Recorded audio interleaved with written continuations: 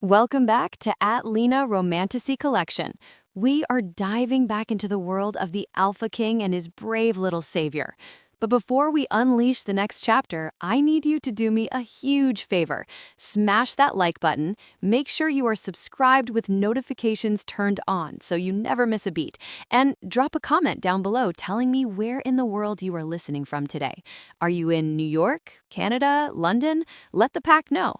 Now, if you missed the first 30 chapters, or just need a refresher, here is exactly what happened in The Alpha King Was Betrayed. We met Rhys, the Alpha King of the North, powerful, arrogant, untouchable, until his own brother Gideon betrayed him in cold blood, selling him to ruthless hunters to steal the throne. Rhys was stripped of his power, bound in burning silver chains, and thrown into a dungeon to rot. For months, he was tortured, starving, and waiting to die. The Alpha was broken. Then came Alara, a 10-year-old human orphan living in the shadows of the hunter's fortress. She didn't see a monster. She saw a man in pain. Risking her life every single night, she sneaked into his cell, bringing him water, food, and hope. But she gave him something more important than bread. She gave him freedom. With nothing but a rusted file and impossible courage, Alara spent weeks sawing through the iron bonds of the Alpha King. When the hunters finally caught them, they thought they had won. They thought the king was weak. They were wrong. With one hand free and a heart full of rage, Rhys fought back to protect the girl. And in a moment of pure adrenaline-fueled bravery, Alara broke the final chain. The beast was unleashed. The hunters were destroyed, and Rhys, now free but wounded, scooped up the child who saved him and vanished into the tunnels beneath the fortress. They are out of the cage, but they are not out of danger. Gideon is hunting them. The war has just begun, and Rhys is about to make a choice that will change both their lives forever. Are you ready to see what happens next? Grab your headphones, settle in, and let's dive into Chapter 31. The howl that had shattered the hunter's resolve still echoed in my ears, a vibrant, thrumming promise of violence that made the dust dance in the shafts of gray light filtering through the arrow slits. I stood near the hearth, the makeshift club still in my hand, watching Alara. She wasn't cowering. In fact, now that the immediate threat of the crossbows was gone, she was dusting soot off her tattered dress with an air of immense annoyance, as if the hunters were merely rude guests who had tracked mud onto a clean floor. "Well," she huffed, kicking a loose stone toward the door where the men had fled. "They were rude and loud." I stared at her, blinkered by adrenaline. "Alara, they were killers, mercenaries." "They were bullies with bad aim," she corrected, pointing a small, dirt-stained finger to the iron bolt embedded in the stone wall. "And they ran away from a noise. Cowards. If I had a crossbow, I wouldn't have missed." Before I could process her surprisingly critical assessment of our would-be executioners, the heavy oak door creaked open. Caleb filled the frame. My beta, my brother in all ways but blood. He was in his human form, breathless, his leather armor torn from a hasty shift, sweat slicking his dark skin. A heavy broadsword was strapped to his back.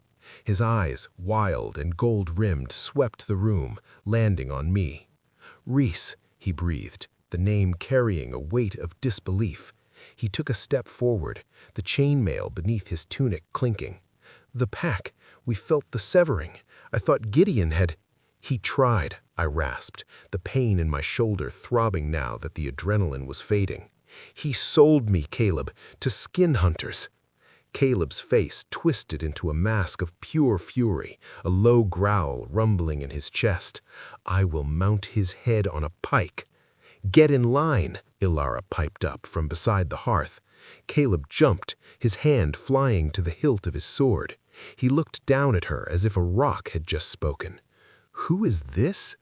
"I'm Alara," she said, stepping forward and extending a grimy hand with the imperious dignity of a queen. "And you're late. He's bleeding, you know. While you were howling to the moon outside, he got shot." Caleb looked from her small hand to my face, bewildered. "Rhys? Is this a hostage?"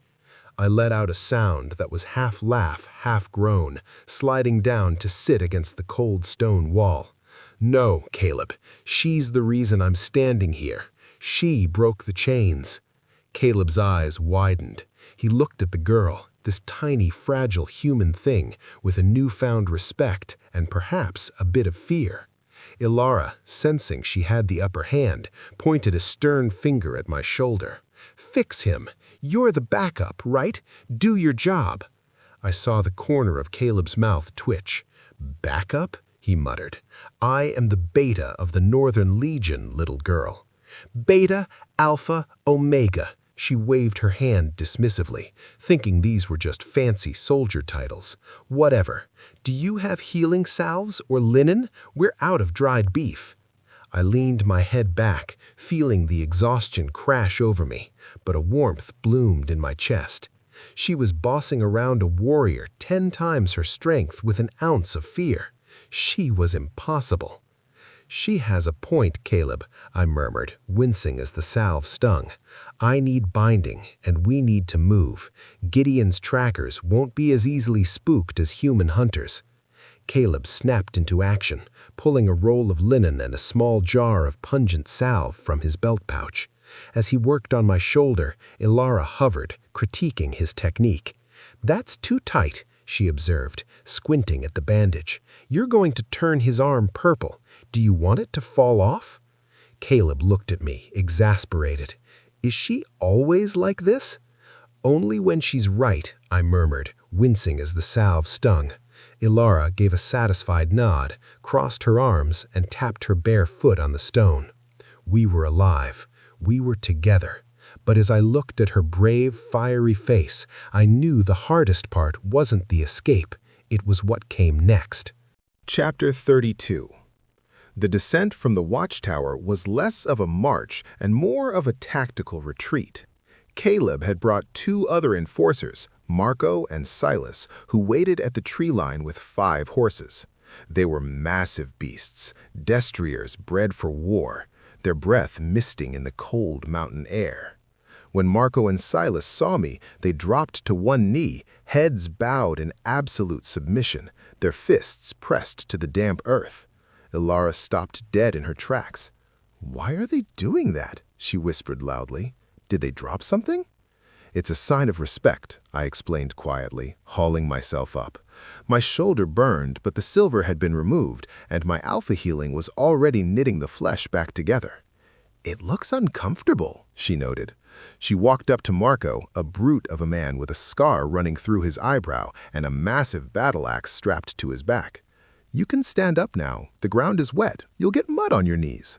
Marco looked up, terrified, his eyes darting to me for permission. I gave a curt nod. Marco stood, towering over her, his armor creaking. Ilara didn't flinch. She just squinted at him.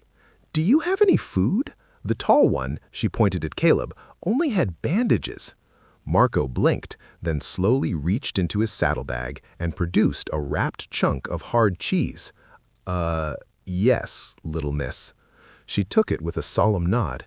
"Thank you. You're my favorite now." Caleb sighed, moving to my side to support my weight. "She's going to be a problem, Reese. She has no fear instinct. She speaks to warriors as if they are stable boys." "She saved my life because she lacks a fear instinct," I replied, watching her tear into the cheese. We moved to mount the horses. I refused help, pulling myself into the saddle of my black stallion, Obsidian. However, Ilara stood by the stirrup, looking up at the massive animal with skepticism. "I can walk," she announced. "That thing is too high, and it looks bitey." "It's a horse, Ilara," I said, leaning down and extending my hand, "and we need speed. Come." "I have legs," she argued, though her voice wobbled. "I hiked up here."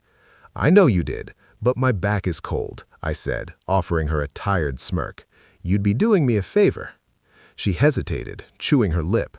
Then, with a small huff of surrender, she grabbed my arm.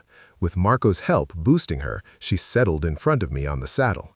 She was impossibly light. It made my chest ache. How had she survived on scraps for so long? As I spurred the horse into a trot, she leaned back against my chest.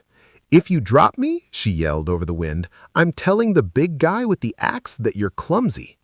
"Noted," I said dryly, wrapping my cloak around her shivering form. We rode hard. Ilara, energized by the cheese and the thrill of the ride, began a running commentary on the forest. She pointed out squirrels, critiqued the moss distribution, and asked endless questions about Caleb's haircut. "It looks like a bristly brush. Did he lose a bet with a barber?" "It's a warrior's cut," I explained, feeling a rumble of laughter in my chest for the first time in years. "It looks scratchy," she whispered. For a brief hour, the forest wasn't a kill zone. It was just a ride. But reality crashed back in when Caleb rode up beside me, his voice low enough that human ears couldn't catch it over the thundering hooves. "Gideon has seized the citadel," Caleb murmured, his face grim.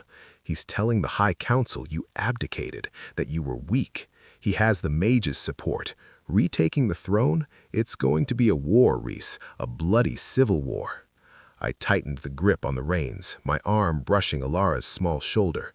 She was humming a tuneless song, oblivious to the fact that she was riding with a deposed king marching toward a massacre. "I know," I said, my voice cold steel. "And in a war, Caleb, there is no place for a child." Chapter 33. We reached the extraction point at dusk, a hidden network of limestone caves used by our scouts during the Great Wars. It was damp, dark, and smelled of wet earth and bat guano, but it was defensible. Inside, Marco and Silas stood guard at the entrance, while Caleb lit a resin torch. The flickering orange light danced on the damp walls. I lifted Ilara down from the horse. She stretched, her back cracking audibly. "Nice cave," she deadpanned, looking at the dripping stalactites. "Very rustic. Needs tapestries." "It's a bunker, Ilara," I said, sinking onto a wooden crate. The exhaustion was bone-deep now. "Not a palace." "A bunker needs snacks," she countered, crossing her arms. "And maybe a door that isn't just a hole in a rock." She walked over to Caleb, who was unrolling a parchment map on a flat stone. "Hey, Bristles, where are we going? Is there roast chicken?" Caleb looked up, looking pained. "Bristles?" He looked at me. "Reese, please." "She likes you," I lied. "I tolerate him," she corrected. "He has the cheese." While she pestered Caleb, I closed my eyes, letting my senses expand. I could feel the vibrations of the earth, the distant heartbeat of the forest. But mostly, I felt her. It was faint, like a tether made of spider silk connecting my core to hers. The mate bond. It was dormant, waiting for her to come of age, but it was there. My wolf knew it. He watched her with an intensity that bordered on obsession. Mine, safe, protect. But how could I protect her? "Reese," Caleb's voice was serious now. He had moved away from Ilara, who was busy trying to braid the mane of Marco's horse while the giant warrior watched nervously. "We need to talk strategy." I opened my eyes. "Speak." "We can't take her to the northern stronghold," Caleb said bluntly. "Gideon has spies everywhere. If he finds out you have a human weakness, a child you care for, he won't just kill her, he'll use her. He'll torture her to break you again." The image of Ilara back in chains, back in that cell, made my vision go red. A low snarl ripped from my throat. Marco's horse whinnied in fear. Ilara just paused mid-braid and looked over. "Quiet down, Wolfie. You're scaring the pony." I took a deep breath, forcing the wolf back. Caleb was right. "She has no one, Caleb," I said, my voice rough. "She's an orphan. She lived in the vents of a hunter fortress." "Which makes her a ghost. That's good. We can use that. We can send her to the Northern Territories, the sanctuary of St. Valeria. It is a convent school across the sea. Shifters do not go there.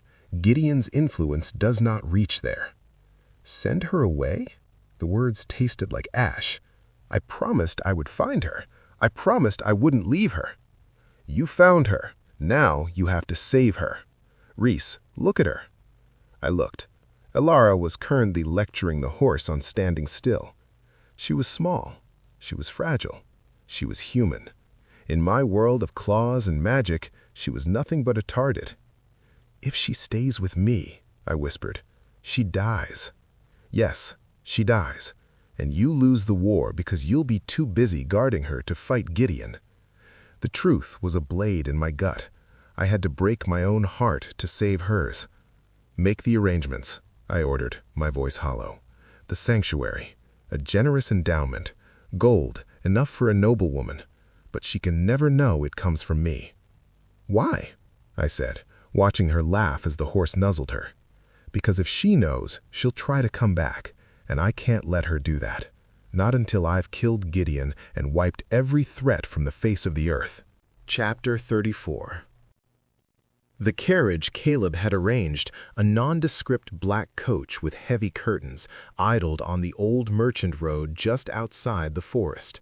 It was midnight. The mist swirled around the horse's hooves like spectral fingers. Ilara stood by the open door, clutching a small leather satchel Caleb had procured. She looked small, so incredibly small against the backdrop of the dark woods. She looked between me and the carriage, her brow furrowed. The uptightness was gone, replaced by a trembling uncertainty. "You're not coming," she stated. It wasn't a question. She was too smart for that. I knelt before her in the mud, ignoring the damp seeping into my trousers. I wanted to grab her, to pull her onto my horse and ride until we found the edge of the world. But I was a king, and kings made sacrifices. "I cannot come, Ilara," I said softly. "Where I am going, there are monsters, worse than the ones in the fortress." "I can fight monsters," she insisted, her voice hitching. She reached into her pocket and pulled out the rusted file she had kept. "I have my sword." I smiled, a cracked, painful thing. I gently took the file from her hand. "You are the bravest warrior I have ever known, but this battle is for wolves. You have a different mission." "What mission?" she demanded, tears welling in her large eyes. "Learning to sew? Eating porridge? That's boring." "Your mission is to live," I said fiercely, gripping her small shoulders. "To grow up, to be safe. You saved my life, Ilara. Do not let that be in vain. If you stay here, you will be hunted. If you go there, you will be free." "I don't want to be free," she whispered, a tear finally escaping and tracking through the dirt on her cheek. "I want to be with you. You're my friend." The word shattered me. Friend. She had no idea. I reached into my tunic and pulled out a small object. It was a heavy silver coin, old and worn, stamped with the crest of the northern wolf, a roaring head against a mountain. It wasn't magical, just rare, a family heirloom I had managed to hide during my captivity. I pressed it into her hand. "Take this." She looked at it, sniffing. "Is it money? Can I buy a pony?" I chuckled, wiping the tear from her cheek with my thumb. "It is a promise. Keep it safe.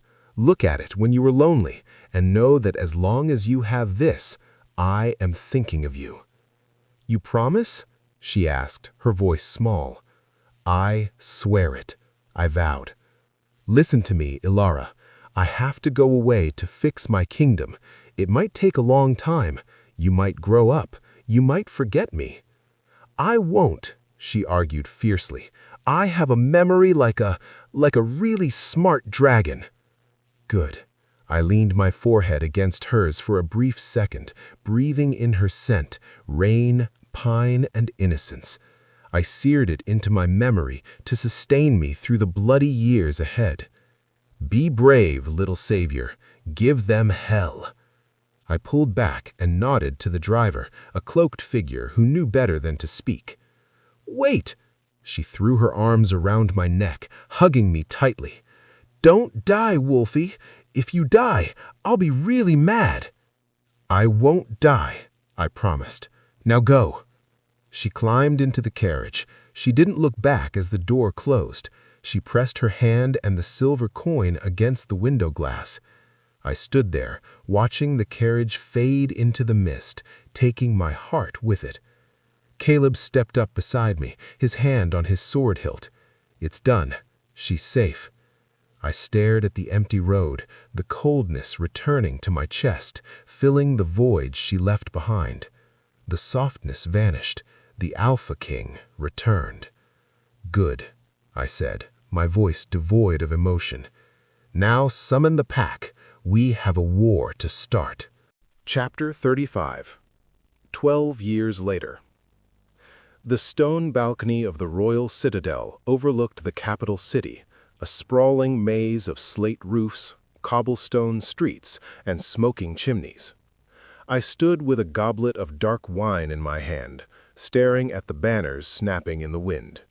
They bore my crest, the roaring wolf. The face reflecting in the dark liquid was harder than the one that had left the woods 12 years ago. The scar on my shoulder had faded to a white line, but the scars on my soul had only calcified. I was Rice, the Alpha King, the conqueror. It had taken 5 years to kill Gideon. 5 years of bloody, brutal warfare involving steel and magic. I had hunted him across the territories, dismantling his armies until I finally cornered him in the very ravine where he had betrayed me. I didn't give him a trial. I gave him the mercy of a quick death by my own claws. The 7 years since then had been spent rebuilding. My kingdom was secure. My vaults were full. My power was absolute. I was feared by my enemies and respected by my allies. And I was completely, utterly alone. My king. I didn't turn. I knew the voice. Report, Caleb. Caleb walked onto the balcony. He had gray at his temples now, wearing the velvet doublet of a high lord rather than leather armor, but he moved with the same lethal grace. He placed a rolled parchment on the stone balustrade. The quarterly report from the human territories. The subject. That's what we called her. To name her was to make her real, and to make her real was to risk exposing her. I picked up the parchment, breaking the wax seal. I didn't read the details of the harvest or the trade routes. I scanned for the name. Ilara. She left the sanctuary 4 years ago, Caleb said quietly. She refused the final endowment. She disappeared into the capital's lower district. My hand tightened on the parchment, crumpling it slightly. Disappeared? You said you had eyes on her. We do, Caleb assured me, but she is stubborn. She works as a serving wench at a tavern near the docks, and recently she took a second position, cleaning staff at the royal laundry. A growl rumbled deep in my chest. My wolf paced in the cage of my mind, agitated. Mate, suffering, provide. A serving wench, I murmured, the glass goblet turning sour in my mouth. She should be a lady. I sent enough gold to buy a county. She returned it, Rice, Caleb reminded me. Every coin. She said she wouldn't live on charity from a man who abandoned her. Abandoned. The word was a lash. A ghost, that's what I was to her. A childhood memory she had probably convinced herself was a hallucination.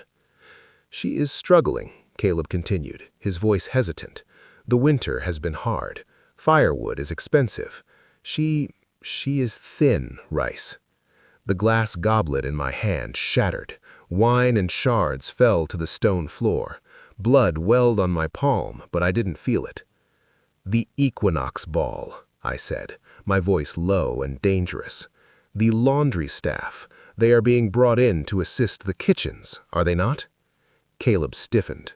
Rice, no. You haven't seen her in 12 years. We agreed until the Southern Rebellion was fully crushed. The rebels are crushed, I snapped, turning to face him. Gideon is dead. The kingdom is secure. She doesn't know you, Caleb warned. To her, you're just the terrifying Alpha King who sits on the Iron Throne. If you approach her...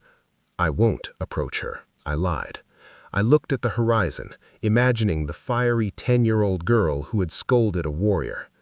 I promised I would find you. Tonight, the ghost would become real, and I had a feeling my carefully constructed control was about to shatter. Chapter 36. The High Council Chamber was a cavernous hall of black stone and velvet banners, heated by a roaring fire that could roast a whole ox. 6 merchant lords sat around the heavy oak table, sweating in their silk doublets, their faces pale in the flickering torchlight. I sat at the head of the table, fingering the stem of my goblet. I didn't drink. I just watched them. "Your Grace," Lord Vance stammered, wiping his brow with a lace handkerchief, "the tax levy you propose, it is aggressive. You ask for 50% of the grain shipments from the southern borders. That is practically thievery." I didn't blink. I didn't smile. I simply tapped a clawed finger against the polished wood. The sound echoed like a cracking bone in the silent room. "It isn't thievery, Lord Vance. It is a penalty. I'm just being polite enough to do it in a council meeting instead of burning your granaries to the ground." A heavy silence fell. My wolf, usually bored by human politics, rumbled in agreement. Take, dominate, own. "But why?" Vance asked, his voice trembling. "My house has been loyal to the crown." "Your house," I said, my voice low and smooth like velvet dragged over gravel, "evicted the Sisters of Mercy from their convent last week to build a private warehouse. You threw 50 orphans into the snow." Vance paled, his eyes darting around the room for support that wasn't coming. "That was a clerical error, a business decision." "And this is mine." I stood up. The movement was fluid, predatory. The men flinched instinctively, shrinking back into their high-backed chairs. "Sign the decree, Vance, or I seize your lands. All of them. By noon tomorrow you will be a pauper begging for scraps at the city gates." I walked out of the chamber before they even picked up their quills. I knew they would sign. Fear was a far better motivator than loyalty. Caleb fell into step beside me as I strode down the torchlit corridor of the citadel. The stone walls whispered with the history of my ancestors, but I felt no comfort in them. "That was brutal," Caleb noted, adjusting the sword belt at his waist. Vance looked ready to faint. "He threw children onto the street," I said coldly. "He's lucky I didn't throw him off the battlements." My mood was foul. It had been foul for 12 years, but today it was particularly black. The report from Caleb regarding Ilara gnawed at me. Thin, working 2 jobs, cold. I had gold enough to pave the streets, yet I couldn't buy her a warm cloak without risking her safety. Gideon's remaining loyalists were few, but they were vipers in the grass, waiting for me to reveal a weakness. "The Equinox Ball preparations are complete," Caleb said, changing the subject as we approached the royal wing. "Security is tight. Every guest vetted by the mages. No iron, no hidden blades." "And the servants?" I asked, staring straight ahead. Caleb paused. "Vetted. Background checks came back clean. The royal steward hired extra help from the city. She is on the roster, serving wine in the gallery." My jaw tightened. Serving wine. Standing on her feet for hours, pouring for arrogant nobles who would look right through her. "Make sure no one harasses the staff," I ordered, my voice dropping an octave, the alpha command slipping in.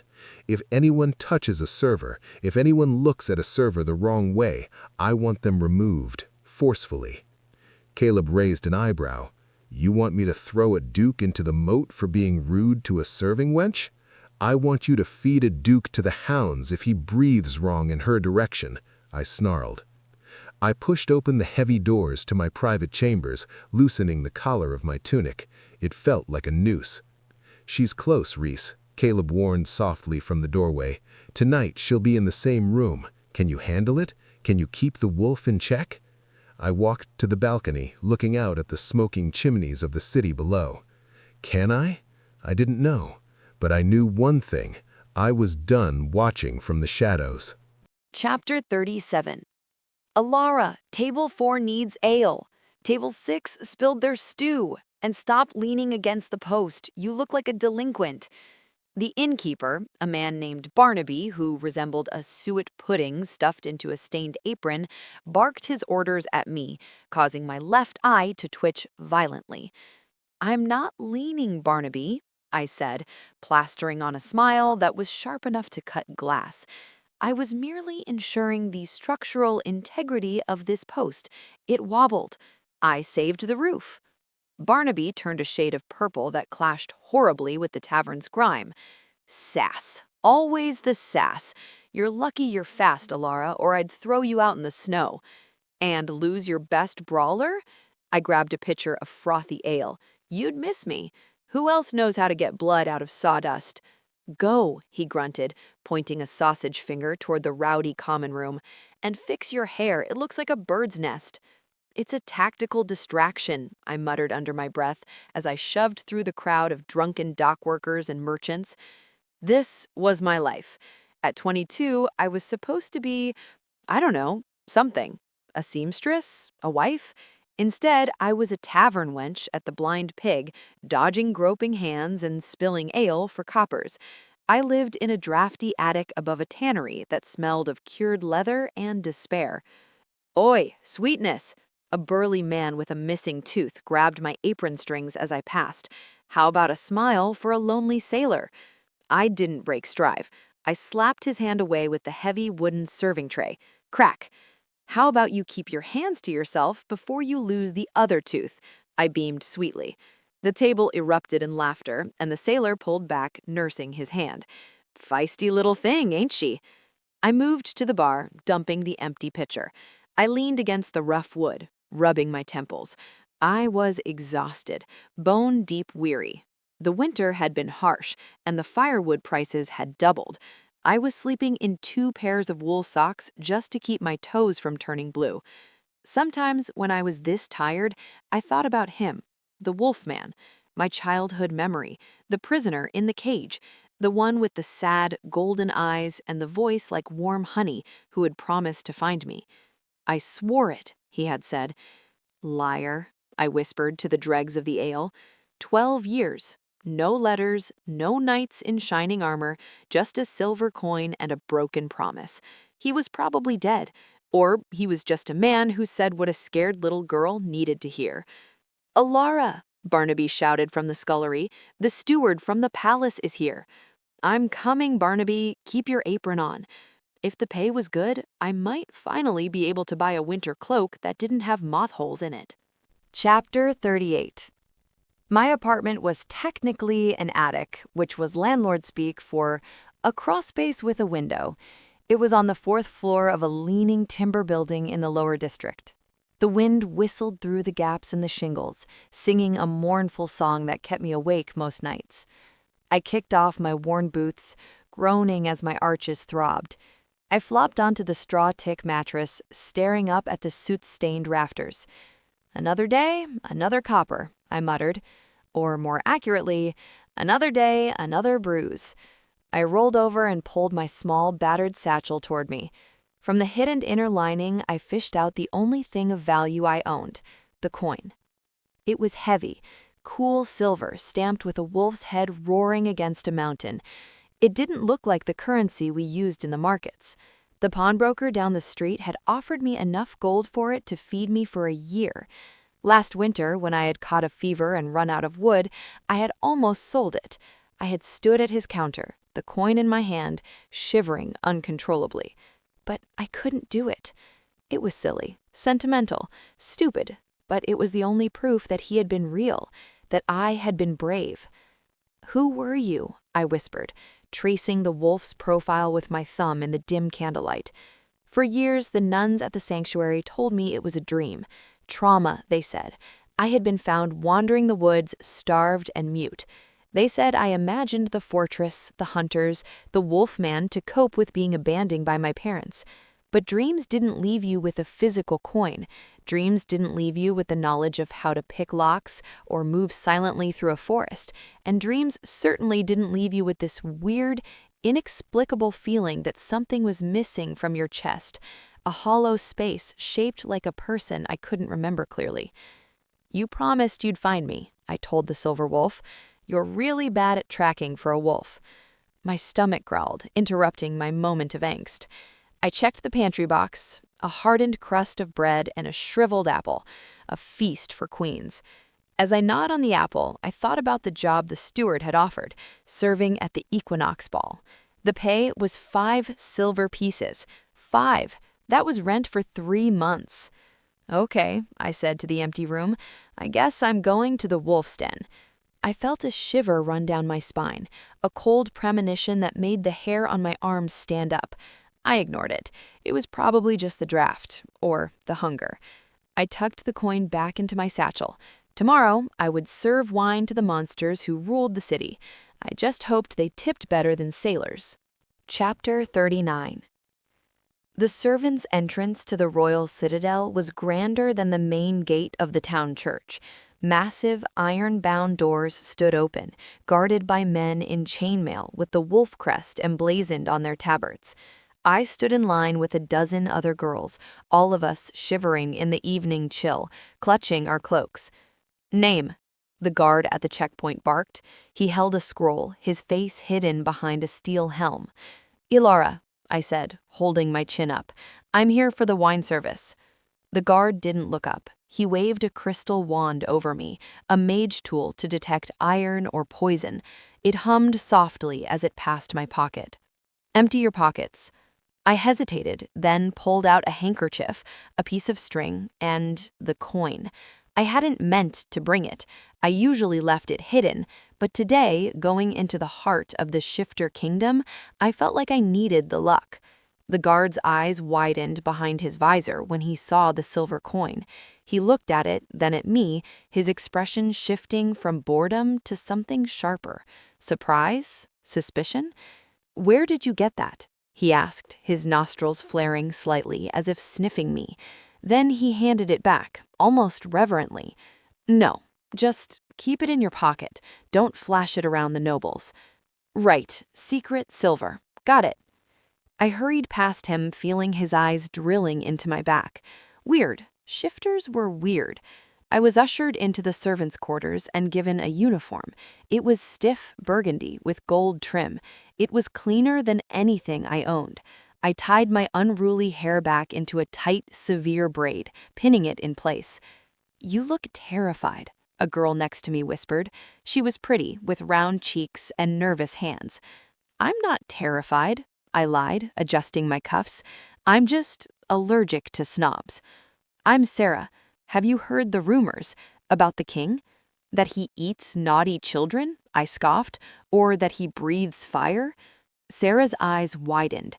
That he's a beast. They say he hasn't smiled in 10 years. They say he killed his own brother with his bare claws.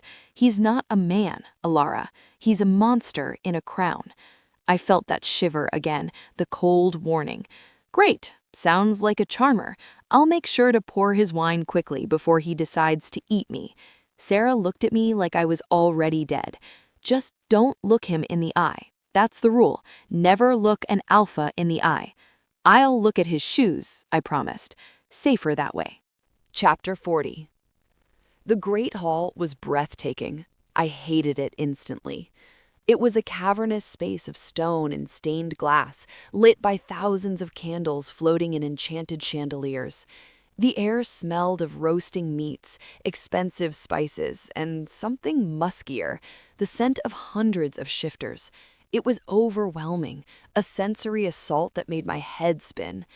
I stood on the upper gallery, holding a heavy silver pitcher of wine. Below, the dance floor was a sea of silk and jewels. The musicians played a lively reel, and the laughter of the nobility echoed off the vaulted ceiling. Stand straight, the head steward hissed, whacking my ankle with a cane. Shoulders back, the king arrives. I am standing straight, I whispered back, resisting the urge to pour the wine on his shoes. If I get any straighter, I'll snap. Below, the crowd hushed. The music stopped abruptly. The massive double doors at the far end of the hall swung open with a resounding boom. And then he walked in. Even from up here, even from a distance, the energy in the room shifted. It was like a storm had entered the space, sucking in all the air. He was flanked by his beta and guards, but he didn't need them.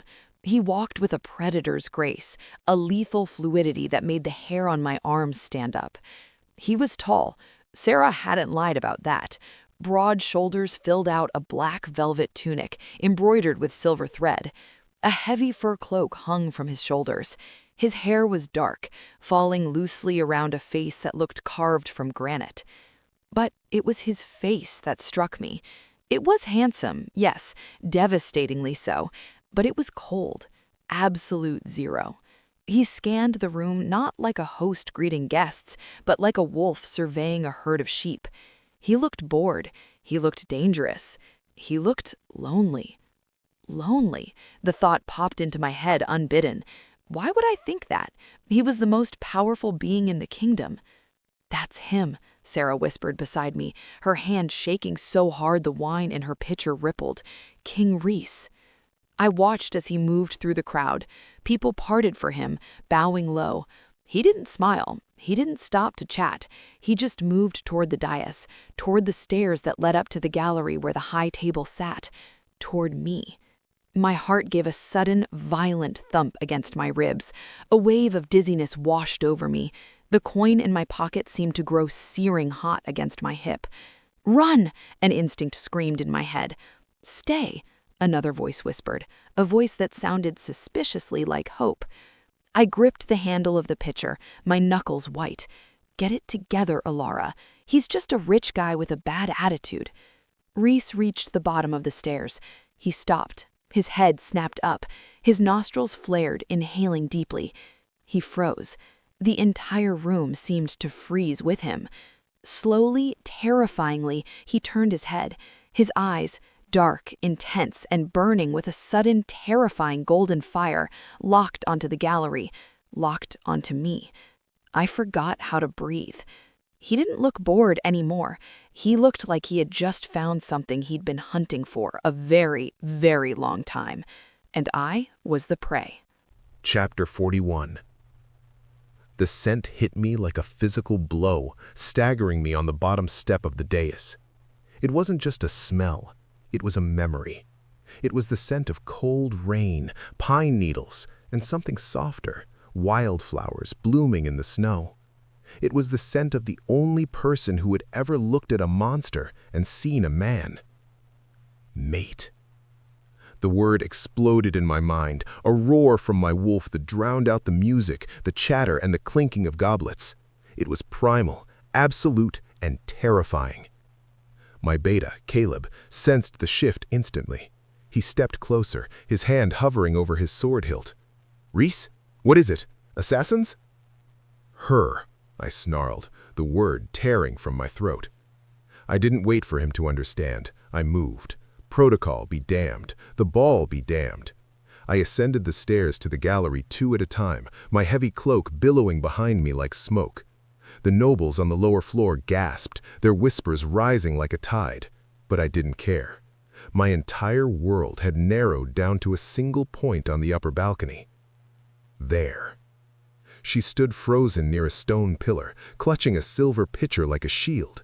She was dressed in the burgundy velvet of a servant, her hair pulled back in a severe braid that did nothing to hide the stubborn curve of her jaw or the wide, terrified eyes that watched my approach. She was older, taller. The round softness of childhood had given way to the sharp, elegant angles of a woman who had known hunger. But the eyes, those dark, defiant eyes, were the same. Ilara. My wolf clawed at the inside of my chest, demanding to be let out, demanding to claim, to mark, to wrap himself around her and never let go. I forced him down with a mental iron bar. I couldn't shift. Not here. Not in front of half the kingdom. It would terrify her. I reached the top of the gallery. The other servants scattered like mice seeing a hawk, pressing themselves against the walls, heads bowed. But she didn't move.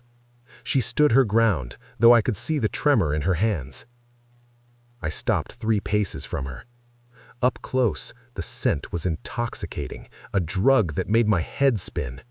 I could hear her heart hammering against her ribs, a frantic, bird-like rhythm. Thump, thump, thump. She was looking at my boots, following the rule. don't look the alpha in the eye.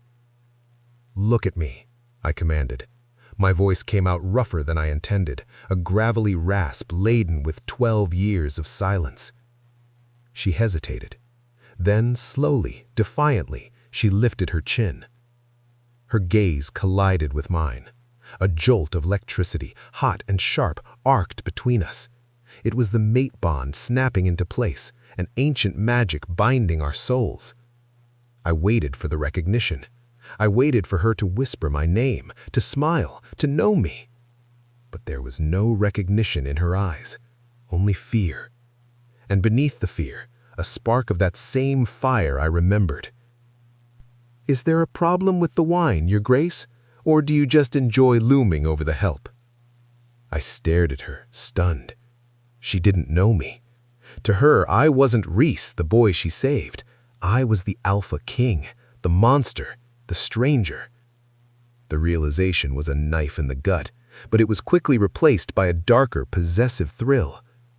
She didn't know me, which meant I could learn who she had become without the weight of the debt between us. "The wine is not the problem," I murmured, taking a step closer, invading her personal space until I towered over her. "The problem is that you are hiding in the shadows, little ghost, and I do not like shadows in my court." Chapter 42. He is going to eat me. That was the only logical explanation. The King of the North, the most terrifying predator in the realms, had just stormed up the stairs, scattered his own staff, and marched straight up to me with murder in his golden eyes. My heart was beating so fast I thought it might crack a rib. Up close, he was overwhelming. He radiated heat like a furnace.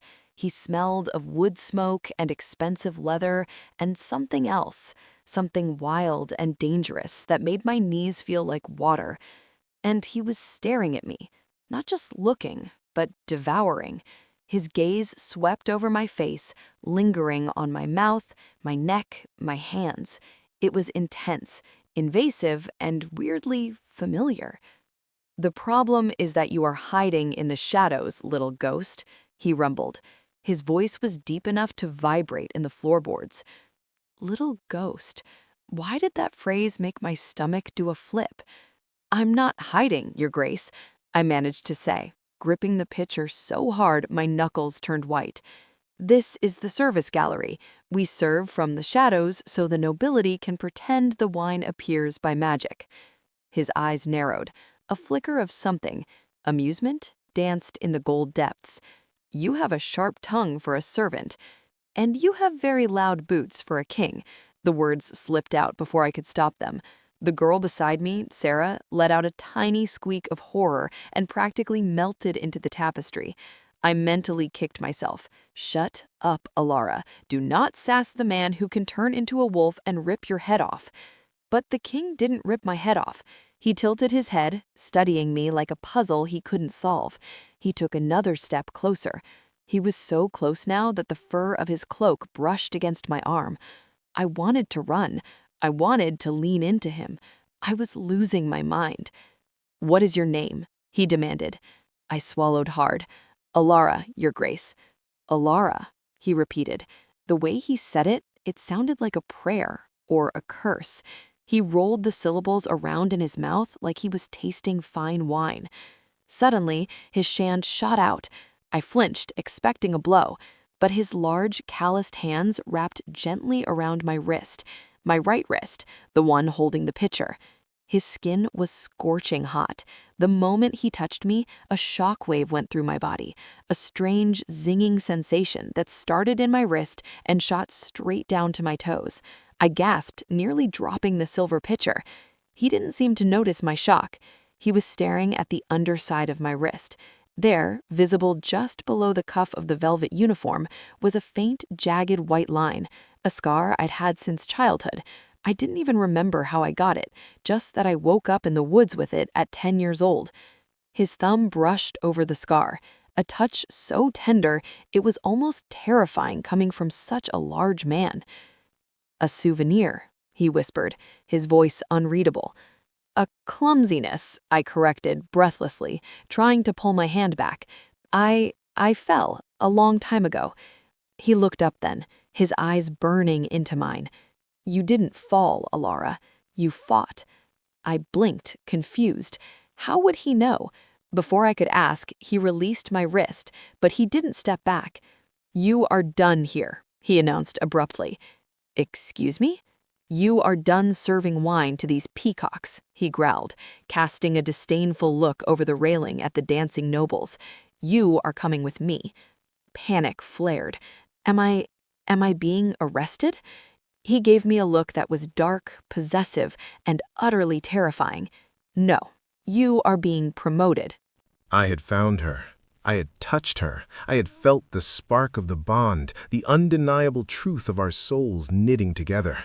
And I had seen the scar, the physical proof of the chains she had broken for me.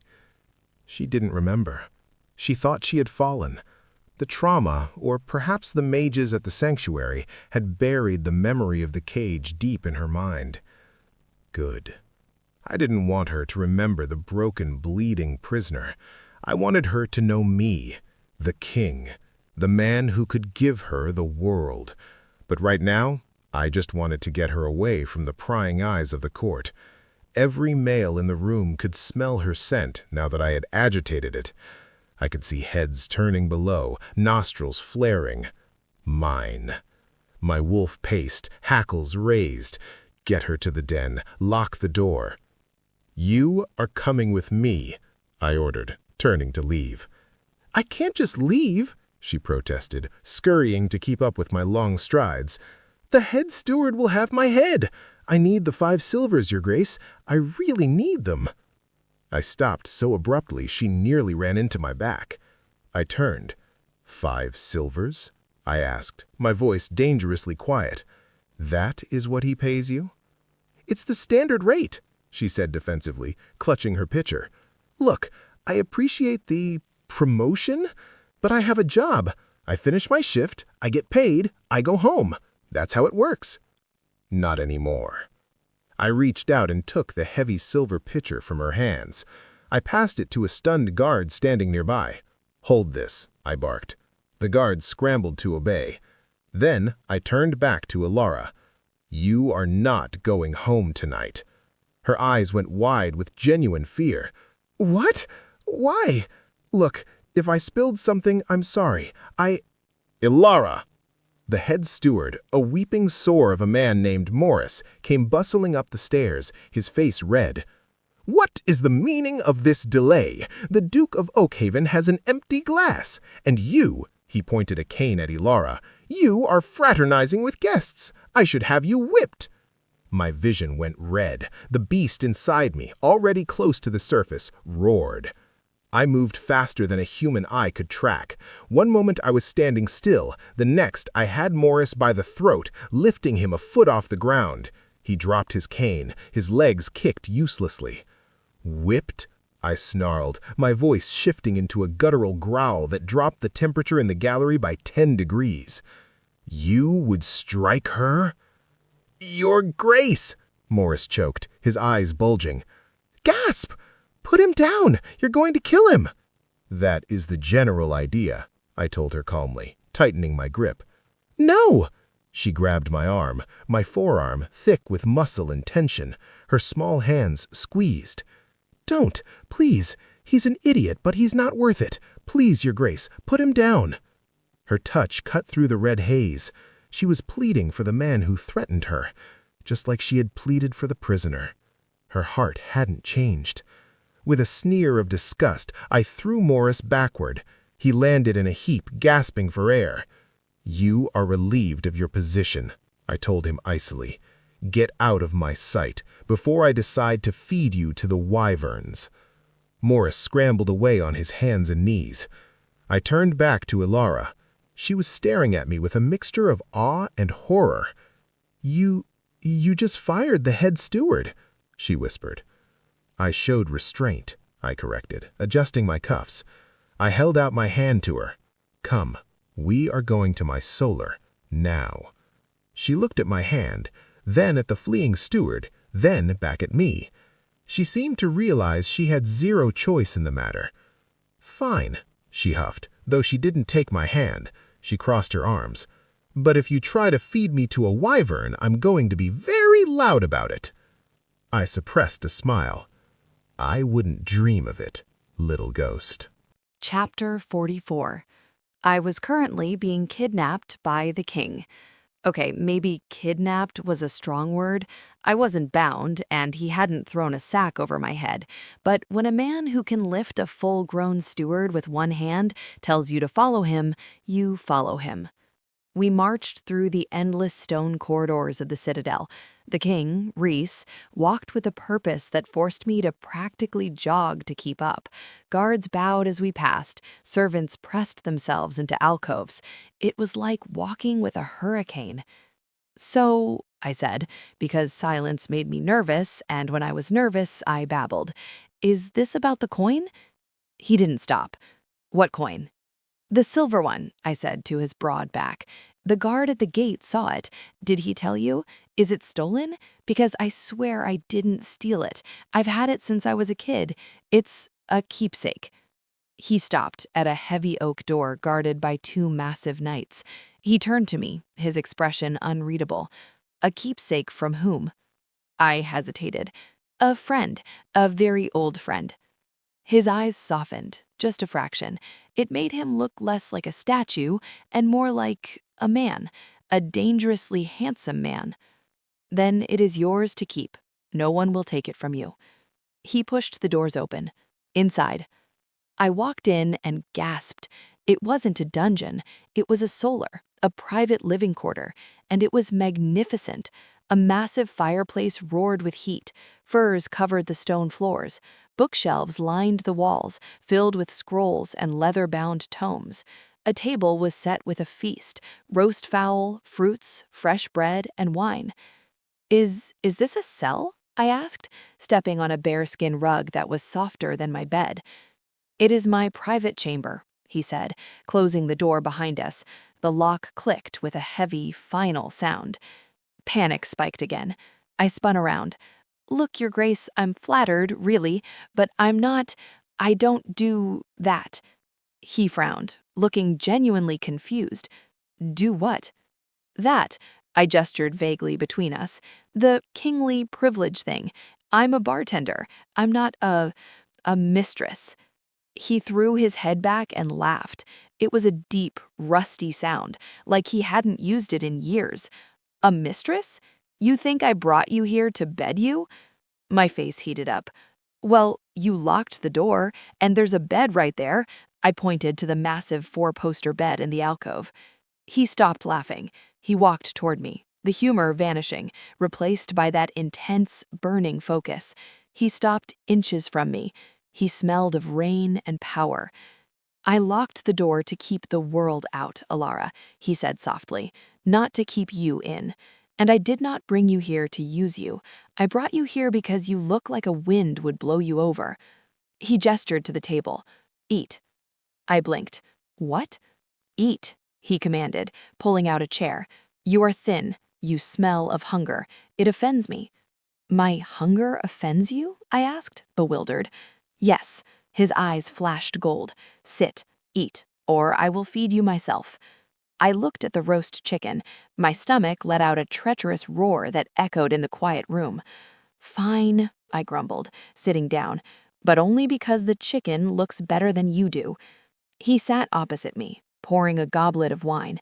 He watched me with the intensity of a hawk watching a mouse. But he didn't touch me. He just watched. "Eat, little ghost. Tonight, you are safe." Chapter 45. I watched her eat. It was the most satisfying thing I had done in 12 years. Watching her tear into the bread, watching the color return to her pale cheeks, settled the roaring beast inside me. Mate is eating. Mate is safe. I sat opposite her, a goblet of wine untouched in my hand. I wanted to ask her 1,000 questions. Where did you go? Why did you leave the sanctuary? Who hurt you? But I knew I had to be careful. She was skittish. She didn't know she was sitting across from a werewolf, let alone her fated mate. If I pushed too hard, she would bolt. And if she bolted, I would have to chase her. And if I chased her, I might not be gentle when I caught her.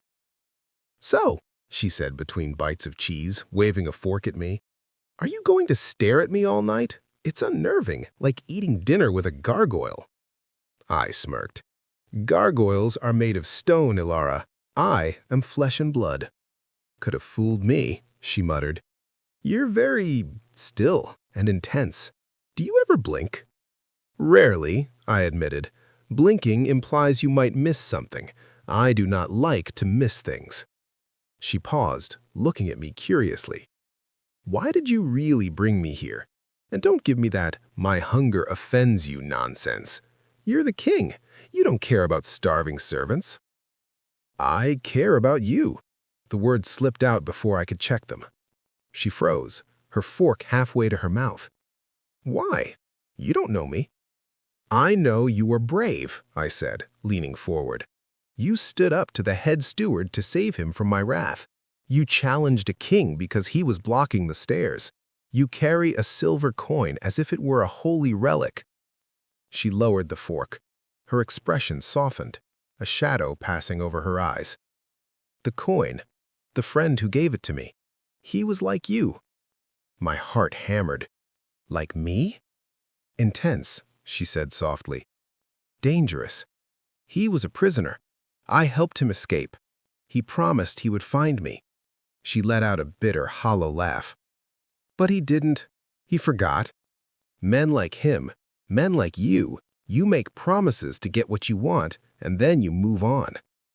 The pain in her voice was a physical blow. I wanted to roar.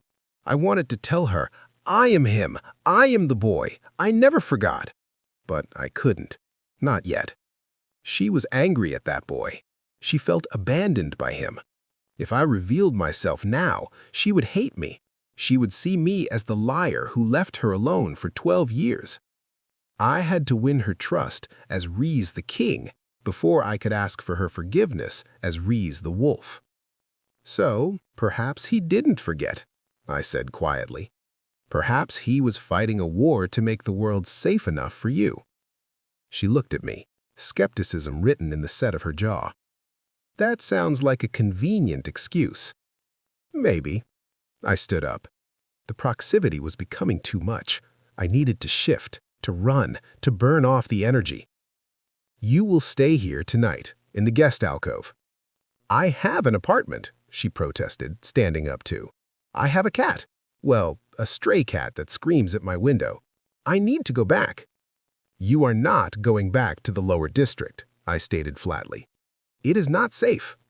I can take care of myself." "I know you can, but you won't have to. Not anymore."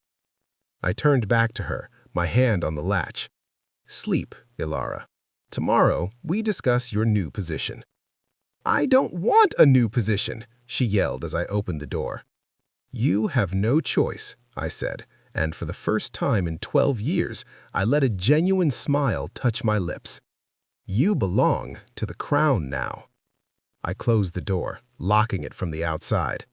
I leaned my forehead against the heavy wood, listening to her shout insults at the door. "She is safe," my wolf purred. "She is home." Now I just had to convince her to stay. Chapter 46. The first thing I noticed when I woke up was the silence. My attic apartment in the lower district usually sounded like a riot of seagulls and shouting merchants by dawn. This room was silent as a tomb. The second thing I noticed was that I was sleeping on a mattress that felt like a cloud stuffed with feathers. I sat up, blinking in the morning light streaming through the tall, arched windows. The events of the night before crashed back into my memory. The ball, the king, the kidnapping, the roast chicken. "Oh, gods," I groaned, burying my face in my hands. I yelled at the Alpha King. I told him he looked like a gargoyle. I threw off the heavy furs and marched to the door. It was still locked, of course. "Hey," I pounded on the heavy oak. "Hello, is anyone there? I have a job. If I don't show up at the tavern, Barnaby is gonna hire One-Eyed Pete, and Pete spits in the ale." No answer, just the muffled clanking of armor from the guards outside. I huffed, backing away. I wasn't a damsel. I was a survivor. I looked around the room. My eyes landed on the fireplace tools. A slender iron poker. No, too thick. I checked the desk. A letter opener. Too wide. Then I felt my hair. I pulled out a long, sturdy iron hairpin. Perfect. I knelt by the keyhole. It was a heavy, complex mechanism, ancient ironwork by the looks of it. But locks were just puzzles with consequences. I worked the pin inside, listening for the tumblers. Click, click. Come on, you stubborn piece of metal, I muttered, tongue between my teeth. Let me out. You are holding it wrong. I shrieked, dropping the pin, and scrambled backward on my hands and feet like a crab. Rhys was standing by the bookshelf. I hadn't heard the door open. I hadn't heard him move. He was just there, leaning against the stone, wearing a loose linen shirt open at the throat and dark trousers. He looked infuriatingly rested. You sneak, I accused, pointing a shaking finger at him. You should wear bells. You should wear bells. It's polite. And you, little ghost, are a burglar, picking the lock of the king's solar? That is treason. It's not treason, it's an exit strategy, I snapped, standing up and brushing the dust off my velvet uniform. Now, open the door. I need to go. No. He walked over to the table, where a servant had silently laid out a breakfast that could feed a village. My jaw dropped. You fired me from my own life? I upgraded you, he corrected, pouring tea. Sit. Eat. I don't want your tea. I want my autonomy. I marched up to him, tilting my head back to look him in the eye. He was so tall, it was ridiculous. You can't just keep me here like a pet lapdog. What am I supposed to do all day? Sit on a pillow and look decorative? He looked down at me, his golden eyes darkening with that strange, intense heat. You are not a pet, Alara. You are my new personal steward. Steward? I sputtered. You just fired your steward for yelling at me. I don't know how to run a castle. I don't need you to run the castle, he said softly, reaching out to tuck a stray lock of hair behind my ear. His touch burned. I froze. What does that even mean? It means, he said, leaning closer until his breath ghosted over my lips, that I am a very busy, very dangerous man who forgets to eat, sleep, or be human. Your job is to ensure I do not turn into a complete monster. Do you think you can handle that? I stared at him. He was arrogant, bossy, and terrifying. Fine, I whispered, narrowing my eyes, but I demand a raise, 10 silvers a week and weekends off. His smile widened, showing a hint of sharp white teeth. Done. Chapter 47. My new job appeared to consist mostly of arguing with the most powerful man in the kingdom. Rhys, and he insisted I call him Rhys when we were alone, which felt scandalously intimate, was a disaster. Oh, he looked polished and regal when he swept through the corridors, terrified nobles bowing in his wake, but his private solar was a chaotic storm of scrolls, maps, weapons, and half-eaten meals. This is a fire hazard, I announced, picking up a discarded cloak from the floor. Do you just shed clothes as you walk? Were you raised by wolves? He was sitting at his massive desk, signing parchments with a furious speed. He paused, the quill hovering over the paper. His shoulders shook slightly. Was he laughing? Something like that, he murmured, not looking up. Leave it. The servants will get it. The servants are terrified to enter this room, I retorted, folding the cloak. I saw a maid cross herself before bringing in the laundry. What do you do to them? Growl? Occasionally. He signed another document with a flourish. It keeps them efficient. It keeps them traumatized, I corrected. I walked over to his desk and slammed a stack of books down. And you need to eat. This porridge is cold. It has a skin on it. It's disgusting. He finally looked up, his golden eyes swirling with amusement. You are berating your king over porridge, Alara? I am berating a man who is wasting good oats, I said, hands on my hips. Eat it, or I'll get a spoon and feed you like a toddler. He leaned back in his chair, the heavy wood creaking. He looked at me with a gaze so heavy, so full of possessive warmth, that I felt myself blushing. "You are fearless," he observed quietly. "Most people tremble when I raise my voice. You just shout louder." "Someone has to," I muttered, turning away to hide the heat in my cheeks. "If everyone just nods at you, how will you know when you're being an idiot?" "Is that your official title? Keeper of the King's Idiocy?" "It should be." I started organizing the scrolls on his desk, my hands moving deftly. "By the way, there's a request here from the Southern Garrison for more blankets. It's been sitting under a half-eaten apple for 3 days." His amusement vanished, replaced with a sharp focus. He snatched the scroll.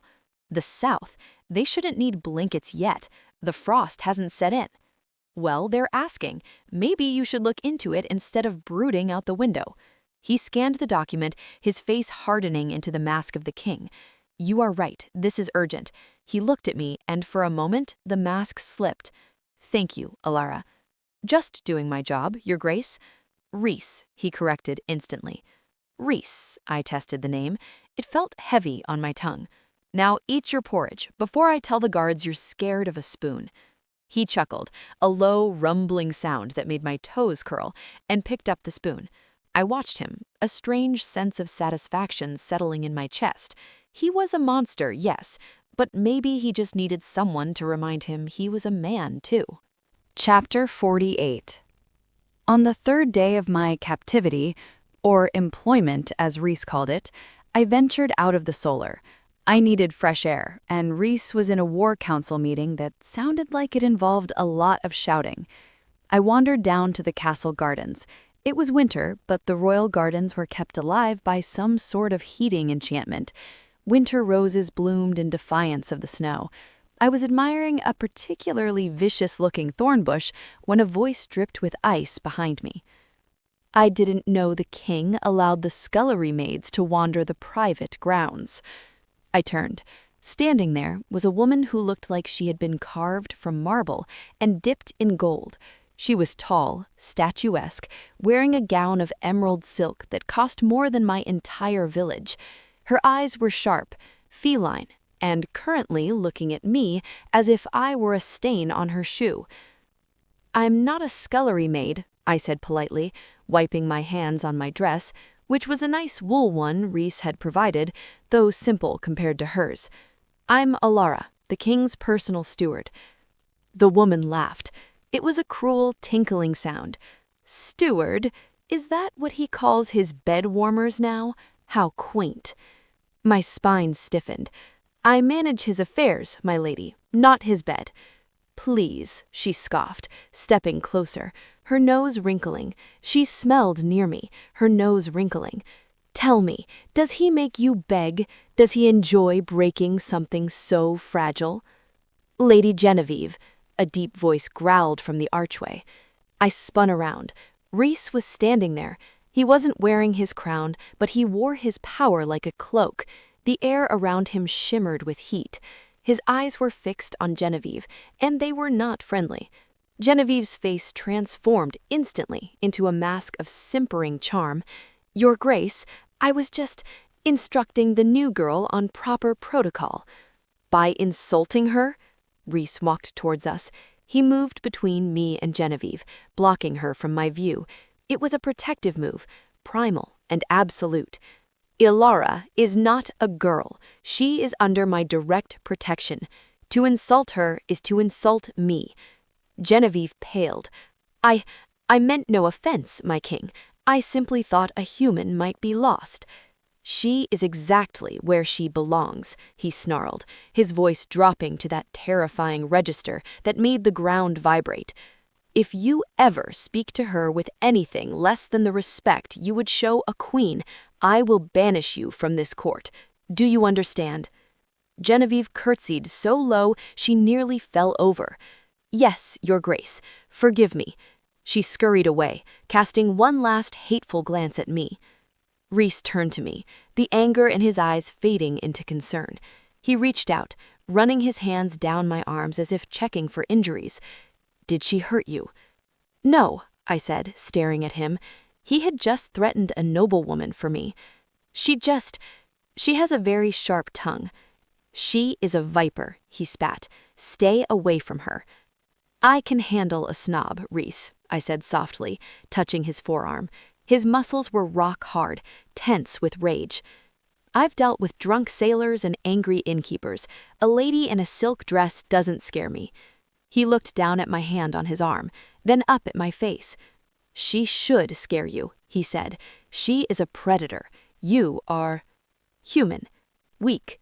No, he said fiercely, grabbing my chin and forcing me to look at him. Precious, vital. You are the strongest thing in this castle, Ilara. Never doubt that. My heart hammered against my ribs. The way he looked at me, it wasn't how a king looked at a servant. It was how a starving man looked at bread. Okay, I whispered. I won't. Chapter 49. A storm raged outside that night. Thunder shook the very foundations of the citadel, and lightning illuminated the stained glass windows in jagged flashes. Rhys was pacing. He had been pacing for an hour, back and forth in front of the roaring fire, a glass of dark wine in his hand that he hadn't sipped. He was agitated, his movements jerky, his energy crackling like the storm outside. I was sitting in the window seat, mending a tear in one of his tunics. I watched him, worry gnawing at my lip. "You're going to wear a groove in the stone," I said softly. He stopped, his back to me. "The storm," he muttered. "It unsettles me." It wasn't just the storm. I could feel it coming off him, a restless, caged energy. It reminded me of the wolf. The memories surfaced unbidden, the wolf in the cage, pacing, whining, rattling the chains. "Come here," I said, putting down the needle and thread. He turned, his eyes wild, the pupils blown wide so only a thin ring of gold remained. "Ilara, stay back. I am not myself tonight." "I'm not afraid of you," I said, standing up and walking toward him. "You should be," he rasped, gripping the mantelpiece until the stone groaned. "There is a beast inside me, Ilara, a monster that wants to break things." I stopped in front of him. I reached out and took the wine glass from his hand, setting it on the table. Then I took his hands. They were trembling. "My friend, the one I told you about, he had a beast inside him too. He said it was angry, that it hurt." Rhys went still. He stared down at our joined hands. "And what did you do?" "I couldn't do much," I admitted. "I was just a kid, but I used to talk to him, tell him stories, about the forest, about the stars, just to remind him that the cage wasn't the whole world." He made a choked sound in his throat. He pulled one hand free and cupped my cheek. His palm was calloused, hot and rough, but his touch was agonizingly gentle. "Tell me a story, Ilara," he whispered, his voice thick with emotion. "Remind me." I leaned into his touch, my eyes fluttering closed. "Once upon a time, there was a king who was very grumpy and very messy, and he lived in a castle that was too big for him." He let out a shaky breath, his thumb tracing my cheekbone. "Did he find a queen?" My eyes snapped open. We were so close. I could see the flecks of amber in his gold eyes. I could feel the heat of his body radiating through his shirt. The air between us was thick, heavy with unsaid words and a pull I couldn't explain.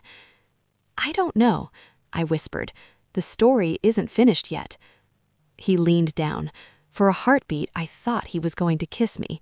I wanted him to. God, I wanted him to. But he stopped, his forehead resting against mine. He breathed in deeply, shuddering as he inhaled my scent. "Thank you. You settle him, the beast." "I have that effect," I said shakily. "I'm very boring. I put monsters to sleep." He chuckled, a low, dark sound. "You are many things, little ghost, but boring is not one of them." He pulled back, the wildness in his eyes receding, replaced with a weary tenderness. But the tension remained, a taut string between us, vibrating with every heartbeat. Chapter 50. The next morning, the storm had passed, leaving the sky a bruised purple. but the storm inside the castle was just beginning.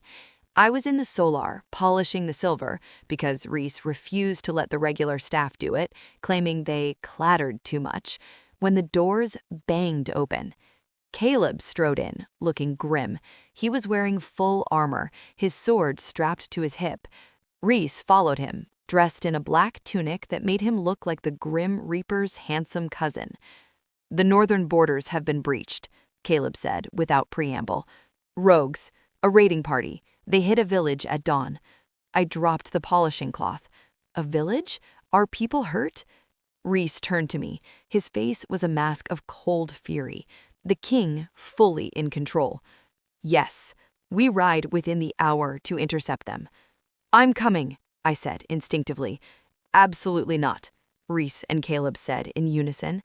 "I can help. I can bandage wounds. I can cook. I'm not useless." "You are human," Rhys said, stepping close to me. He gripped my shoulders. "And where we are going, there will be blood and steel. You stay here, inside the walls, where it is safe." "I hate it when you order me around," I snapped, though fear coiled in my gut. Not for me, for him. "What if you get hurt?" His expression softened. "I am unkillable, remember? I am the alpha." "Even alphas bleed," I whispered, thinking of the scar on his shoulder. He stared at me for a long moment. Then he did something that shocked the breath out of me. He reached into his tunic and pulled out a dagger. It was beautiful, with a hilt wrapped in black leather and a blade that shimmered with a faint, oily sheen.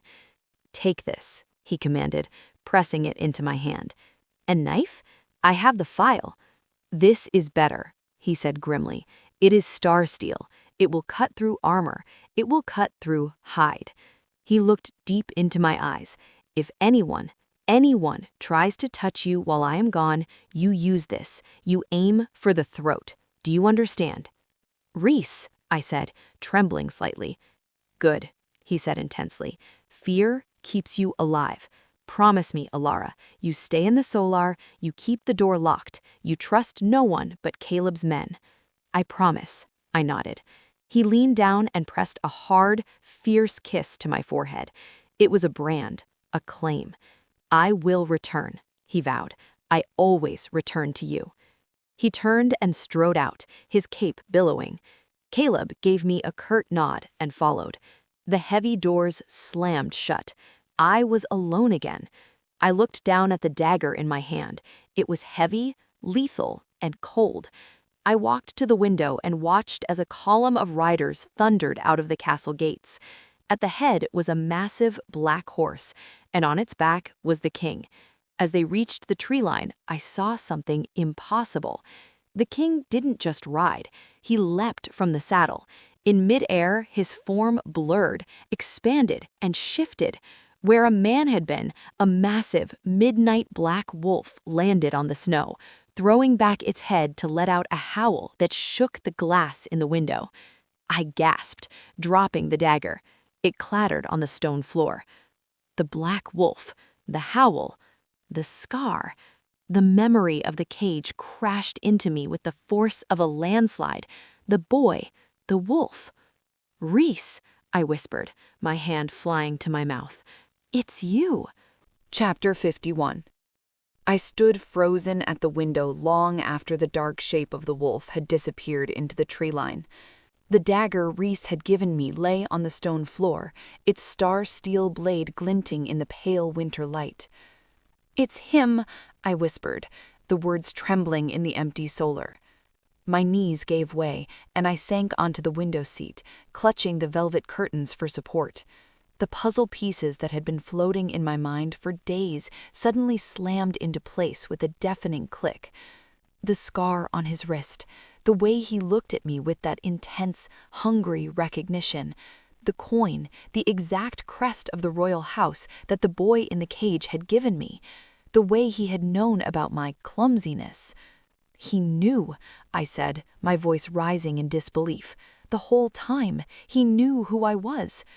I pulled the silver coin from my pocket, rubbing my thumb over the worn metal. For 12 years I had held onto this piece of silver like a lifeline. I had talked to it when I was lonely. I had cried over it when I was hungry. I had cursed the boy who gave it to me for forgetting me. But he hadn't forgotten. He was the king, the alpha, the most powerful man in the realm. And he had let me scrub floors and serve ale in a dive bar while he sat on a throne of gold. A spark of anger ignited in my chest. It wasn't a small spark, it was a roaring inferno. He had watched me. He had let me think he was dead. He had kidnapped me and played games, pretending to be a stranger. "Oh, you are in so much trouble, Wolfie," I hissed, standing up and scooping up the dagger. I paced the room. My sadness evaporated, replaced by the righteous fury of a woman who had been lied to. He thought he could just waltz back in here, all brooding and heroic, and I would swoon. He thought he could keep secrets from his personal steward. I marched to the desk.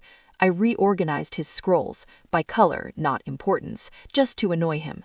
I ate the rest of his cheese. I sharpened the dagger on a whetstone I found by the fire, imagining it was his thick, stubborn skull. Hours passed. The sun dipped below the horizon, casting long shadows across the room. I didn't light the candles. I waited in the dark, sitting in his massive chair behind the desk, the dagger stabbed dramatically into an apple on the table. Finally, the heavy tread of boots echoed in the hallway. The guards outside snapped to attention. The lock clicked. He had the key, of course, and the door swung open. Rhys filled the doorway. He was still in his armor, though it was battered and stained with dark mud and blood. He looked exhausted, his hair wild, his face streaked with grime, but his eyes immediately scanned the room, frantic, until they landed on me. "Ilara," he breathed, relief flooding his features. He took a step forward. "You are safe." "I am," I said, my voice cool and calm from the shadows, "but I can't say the same for you, Your Grace." He paused, sensing the shift in the atmosphere. The predator in him went still. "Ilara?" "Close the door, Rhys," I commanded. "We need to have a little chat about your childhood pets." Chapter 52. Rhys closed the door, the heavy latch clicking shut. He didn't move further into the room. He stood there, a massive, bloodied warrior who had just returned from slaughter, looking warily at a small woman sitting in his chair. "You are angry," he observed, his voice rough with fatigue. "Angry?" I let out a short, sharp laugh. "No, angry is when the baker burns my bread. Angry is when I stub my toe. This," I gestured to the air around me, "this is a tactical assessment of your imminent demise." He winced, his hand going to his side. I saw fresh blood seeping through the gaps in his armor. My heart lurched, traitorous organ, but I forced myself to stay seated. "You're hurt," I said, the accusation losing some of its bite. "It is nothing," he dismissed. "A rogue with a lucky spear. Ilara, why are you sitting in the dark with a knife in an apple?" "Because I realized something today, Rhys. Or should I call you Wolfie?" He froze. The stillness was absolute. He didn't breathe, he didn't blink, he just stared at me, his golden eyes glowing in the gloom. "You saw," he whispered. I saw you jump out of a window and turn into a giant dog, a very familiar giant dog." He closed his eyes for a moment, letting out a long, shuddering breath. When he opened them again, the mask of the king was gone. It was just the boy from the cage, older and harder, but terrified. "I wanted to tell you," he said. "When?" I demanded, standing up. "When I was serving you wine? When you locked me in this room? Or maybe you were waiting for our 10-year anniversary of you abandoning me?" He flinched as if I had struck him. He strode forward, ignoring his injury, closing the distance between us in 3 strides. He stopped at the edge of the desk, his hands gripping the wood until his knuckles turned white. "I never abandoned you," he growled, the intensity of his voice shaking the floorboards. "I sent you away to save you. I sent gold, chests of it. I paid for the best protection money could buy." "I never got it," I yelled back, slamming my hand on the desk. "I lived in an attic. I ate stale bread. I thought you were dead." "I know," he roared, the sound cracking with pain. "I know you suffered, and it kills me, but if I had come for you, Gideon would have flayed you alive to get to me.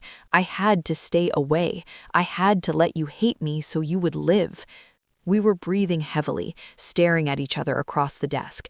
The air crackled with 12 years of pain and silence. "You lied," I whispered, my voice breaking. "You looked me in the eye and acted like a stranger." "Because I am a monster, Alara. Look at me. I am covered in blood. I kill for a living. I didn't want you to look at me and see the beast. I wanted one day where you looked at me and just saw a man." His confession hung in the air, raw and bleeding. My anger deflated, leaving behind a hollow ache. He hadn't stayed away out of cruelty. He had stayed away out of love. Twisted, stubborn, wolfish love. I walked around the desk. He watched me, his body tense, waiting for me to run or scream. Instead, I reached out and gently touched the blood-stained armor over his heart. "You're an idiot," I said softly, "but you're my idiot." Chapter 53. Reese looked at me as if I had spoken in a forgotten tongue. He covered my hand with his own. His palm was sticky with blood, grime, and sweat, but I didn't pull away. You're not afraid?" he asked, his voice sounding incredibly young. "Oh, I'm terrified," I assured him. "You're a werewolf king who just admitted to stalking me for a decade. That's a lot to process. But right now, you're bleeding on the carpet, and I just cleaned it." He let out a weak chuckle that turned into a grimace of pain. He swayed slightly. "Sit," I ordered, pointing to the chair I had vacated, "before you fall over and dent the floor." He obeyed, sinking into the chair with a heavy groan. I immediately went into steward mode. I bustled around the room, gathering water from the pitcher, clean linen napkins, sorry, royal laundry, and the bottle of strong brandy he kept on the shelf. I knelt between his spread knees. Armor off, now. He fumbled with the buckles, his fingers clumsy with exhaustion. "I can do it," he muttered. "Clearly not." I swatted his hands away. "Stop wiggling. You're worse than a horse." I unbuckled the leather straps and pulled the heavy breastplate away. Beneath, his tunic was soaked in crimson. I used the dagger, the irony was not lost on me, to slice the fabric open, peeling it away from his skin. There was a nasty gash along his ribs. It wasn't deep enough to be fatal for a shifter, but it was ugly, oozing dark blood. "This needs cleaning," I said, pouring brandy onto a cloth. "It's going to sting." "I do not feel pain," he grunted, bracing himself. I pressed the cloth to the wound. He hissed, his hands gripping the arms of the chair so hard the wood splintered. "Liar," I murmured, dabbing gently. "You feel everything. You just pretend you don't." He looked down at me, his golden eyes burning. "I feel you," he whispered. "Your hands, your scent. It's the only thing I feel." My breath hitched. I focused on the wound, refusing to look up. "Don't get poetic on me, Wolfie. You're still in the doghouse." "I deserve it," he admitted. "I should have told you the moment I saw you at the ball." "Yes, you should have." I rinsed the cloth in the basin, the water turning pink. "Why didn't you, really?" He was silent for a long moment, watching my hands work. "Because you were looking at me with fear, and I am a coward, Alara. I can face an army of rogues without blinking, but the thought of seeing disgust in your eyes, it terrified me." I paused, looking up at him. His face was open, vulnerable in a way the king never was. "I don't think you're disgusting," I said quietly. "I think you're messy and loud and bossy, but you saved the village today, didn't you?" "We drove them back. No villagers were harmed." "See?" I resumed cleaning the wound. "A monster wouldn't care about villagers. A king does." He reached out, his finger hooking under my chin, lifting me until I was forced to look into his eyes. The intensity there stole the air from my lungs. "I am not a king right now," he rumbled. "I am just a male who is very glad his mate did not stab him with an apple knife."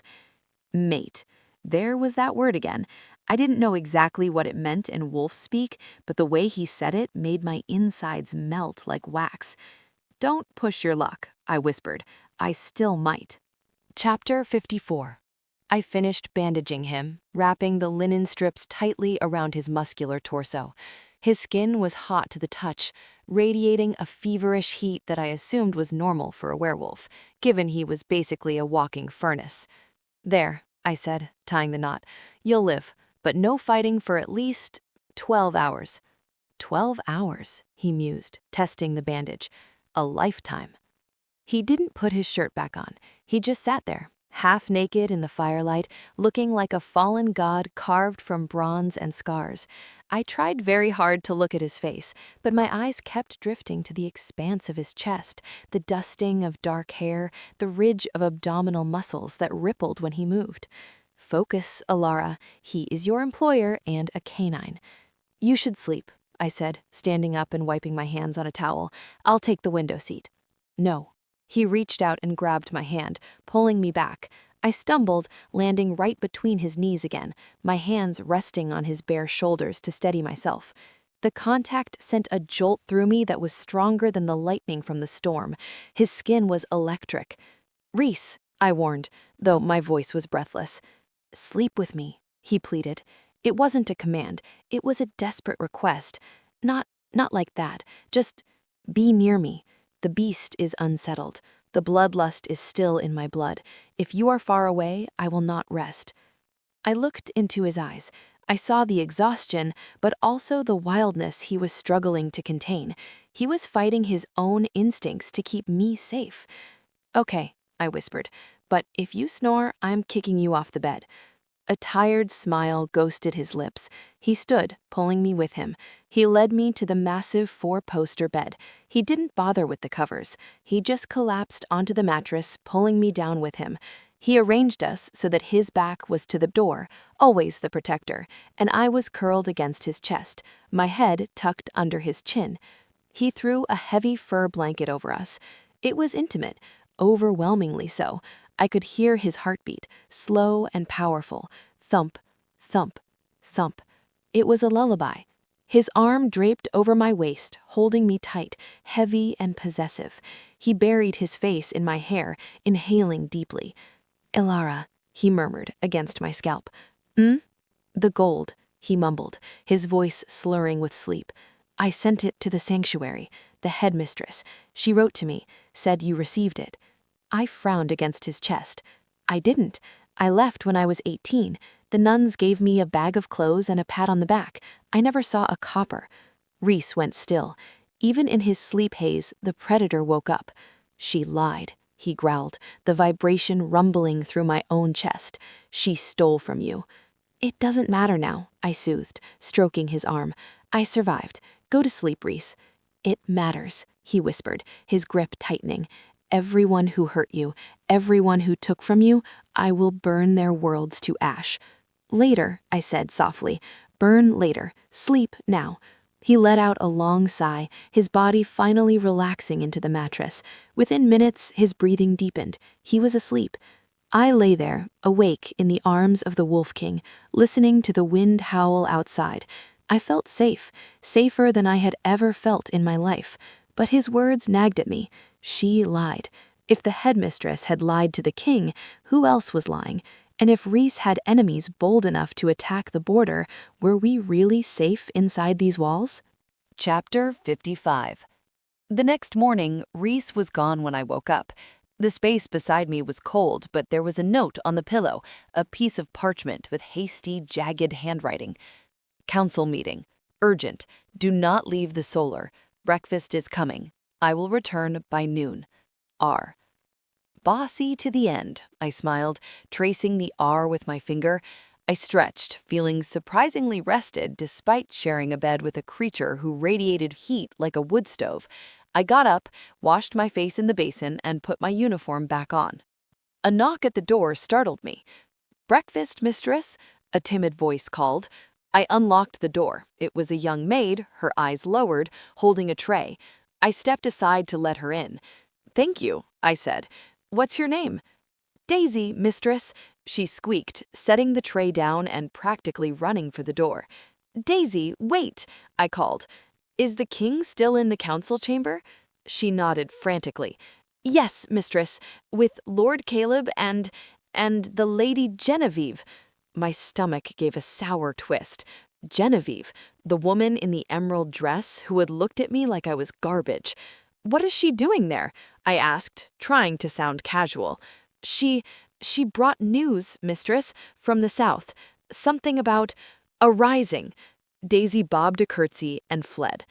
I stared at the closed door. A rising? I couldn't just sit here and eat toast. Reese was in a meeting about a threat, and Genevieve was there. My instincts, honed by years of surviving on the streets, were screaming that something was wrong. "Do not leave the solar," Reese had written. "Sorry, Wolfie, I'm bad at following orders," I muttered, grabbing the dagger and tucking it into my boot. I slipped out of the room. I didn't go to the main entrance of the council chamber. That would be guarded. I knew the castle layout now, thanks to my earlier explorations. There was a servant's passage that ran behind the tapestries in the great hall, leading to a small alcove overlooking the council room. It was meant for lighting the high torches, but it was perfect for eavesdropping. I moved silently through the dusty passage, the cobwebs brushing my face.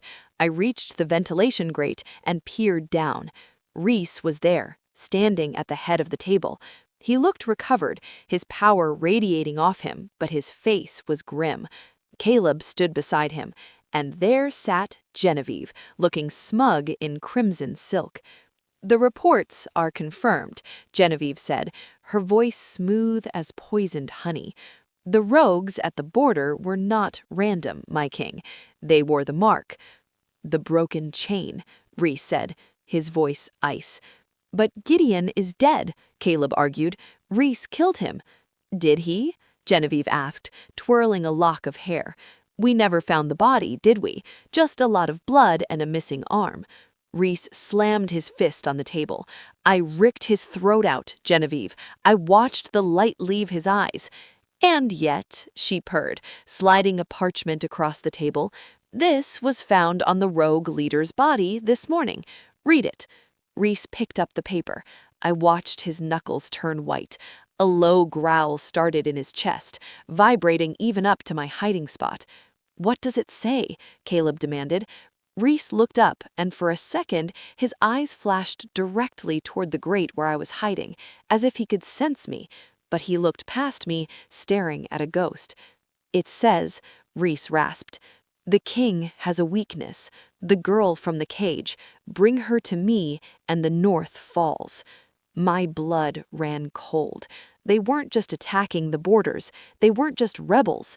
Gideon was alive, and he knew about me. Suddenly, a hand clamped over my mouth from behind. A cold blade pressed against my throat. "You shouldn't eavesdrop, little mouse. It's bad manners." Chapter 56. The blade pressed against the tender skin of my throat, cold and sharp. The smell of the attacker was wrong, stale sweat and sulfur, masking the scent of a shifter, a spy. "Quiet," the voice hissed. "Move and you bleed." My heart hammered a frantic rhythm against my ribs, but strangely, my mind went cold. "Fear," Reese had said, "keeps you alive, but panic kills you." I wasn't going to panic. I was Ilara Vance, and I had survived the streets, starvation, and a grumpy Alpha King. I wasn't going to die in a dusty ventilation shaft. "Aim for the throat." Reese's command echoed in my memory. The attacker shifted his grip, trying to drag me backward into the shadows. He underestimated me. He thought I was just a servant, a soft human girl. He didn't know I had a star-steel dagger tucked in my boot. "Walking is hard when you're dragging dead weight," I muttered against his hand. "Shut up," he growled. I went boneless. It was a trick I learned from a drunk patron at the tavern. I dropped my entire weight, forcing him to stumble to keep his hold on me. As he lurched forward, his grip on the knife slipped just a fraction. That was all I needed. I slammed my heel down onto his instep, hard. He grunted in pain. In the split second of his distraction, I twisted, ripping myself from his grasp. The knife grazed my neck, a stinging line of heat, but I ignored it. I dropped to one knee, my hand finding the hilt of the dagger in my boot. I drew it in one fluid motion. He lunged for me, a shadow in the dim light. I didn't retreat. I drove the dagger upward. I didn't reach his throat, he was too tall, but the blade sank deep into his thigh. He howled, a sound that echoed through the vents. He backhanded me a blow that sent stars exploding across my vision.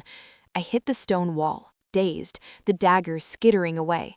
He loomed over me, eyes wild with rage, tightening his grip on his knife. "You little rat." Suddenly, the wall behind me exploded. Stone and mortar shattered the passage as a massive force tore through the hidden door leading to the council chamber. A roar shook the very foundations of the castle, a sound so primal, so terrifying that the spy froze mid-strike. Rhys was there. He wasn't fully human nor fully wolf. His eyes were burning gold pools of fury, his canines elongated, his claws out. He looked like a god of vengeance. He didn't speak, he moved. He grabbed the spy by the front of his tunic and hurled him through the air. The man flew with savage force, crashing through the wooden railing and plummeting down onto the council table below, shattering it into splinters. Rhys turned to me. The rage on his face vanished, replaced by a terror so profound it broke my heart. He fell to his knees, his large hands hovering over me, trembling. "Ilara," he choked out, seeing the thin line of blood on my neck. I know, I winced as I sat up, but the view here is better. Chapter 57. Rhys scooped me up into his arms as if I weighed nothing, clutching me to his chest so tightly I could barely breathe. He leaped from the ventilation alcove down to the council floor, landing with a heavy thud that cracked the stone tiles. Chaos erupted. Caleb had his sword at the throat of the groaning spy lying amidst the wreckage of the table. Genevieve was pressed against the wall, looking pale and terrified. He was in the walls," Genevieve stammered. "I didn't know." Rhys ignored her. He ignored Caleb. He ignored the spy. He marched out of the council chamber, kicking the doors open. "Rhys," I said, clutching his tunic, "put me down. I can walk. You're making a scene." "I am the king," he snarled, striding down the corridor. "I am the scene." He didn't stop until we reached the highest tower of the citadel, the sanctum. It was a circular room filled with ancient magic, glowing crystals, and a massive bed covered in furs. It was the heart of his territory, the safest place in the north. He kicked the door shut and engaged the magical locks. Then he carried me to the bed and set me down gently, as if I were made of spun glass. He stepped back, pacing the room like a caged animal, his hands running through his hair. "He touched you. He had a knife to your throat. If I had been a second later—" "But you weren't," I said calmly, "and I stabbed him in the leg. Did you see? It was very heroic." He stopped pacing and turned to me. His chest was heaving. "This is not a game, Alara. Gideon is alive. He knows you are here. He knows you are my weakness." "Why?" I demanded, standing up on the bed to be taller. "Why am I your weakness, Rhys? I'm just a girl you met once 12 years ago. Why does everyone think I'm the key to destroying you?" He stared at me, the silence stretching taut between us, the golden fire in his eyes dimmed to a smoldering ember. He walked back to the bed, stopping right in front of me, his hand cupping my cheek, his thumb brushing over my bottom lip. "Because," he whispered, his voice rough with emotion, "my soul, my other half of my spirit, the wolf inside me chose you the moment you offered me water in that cell.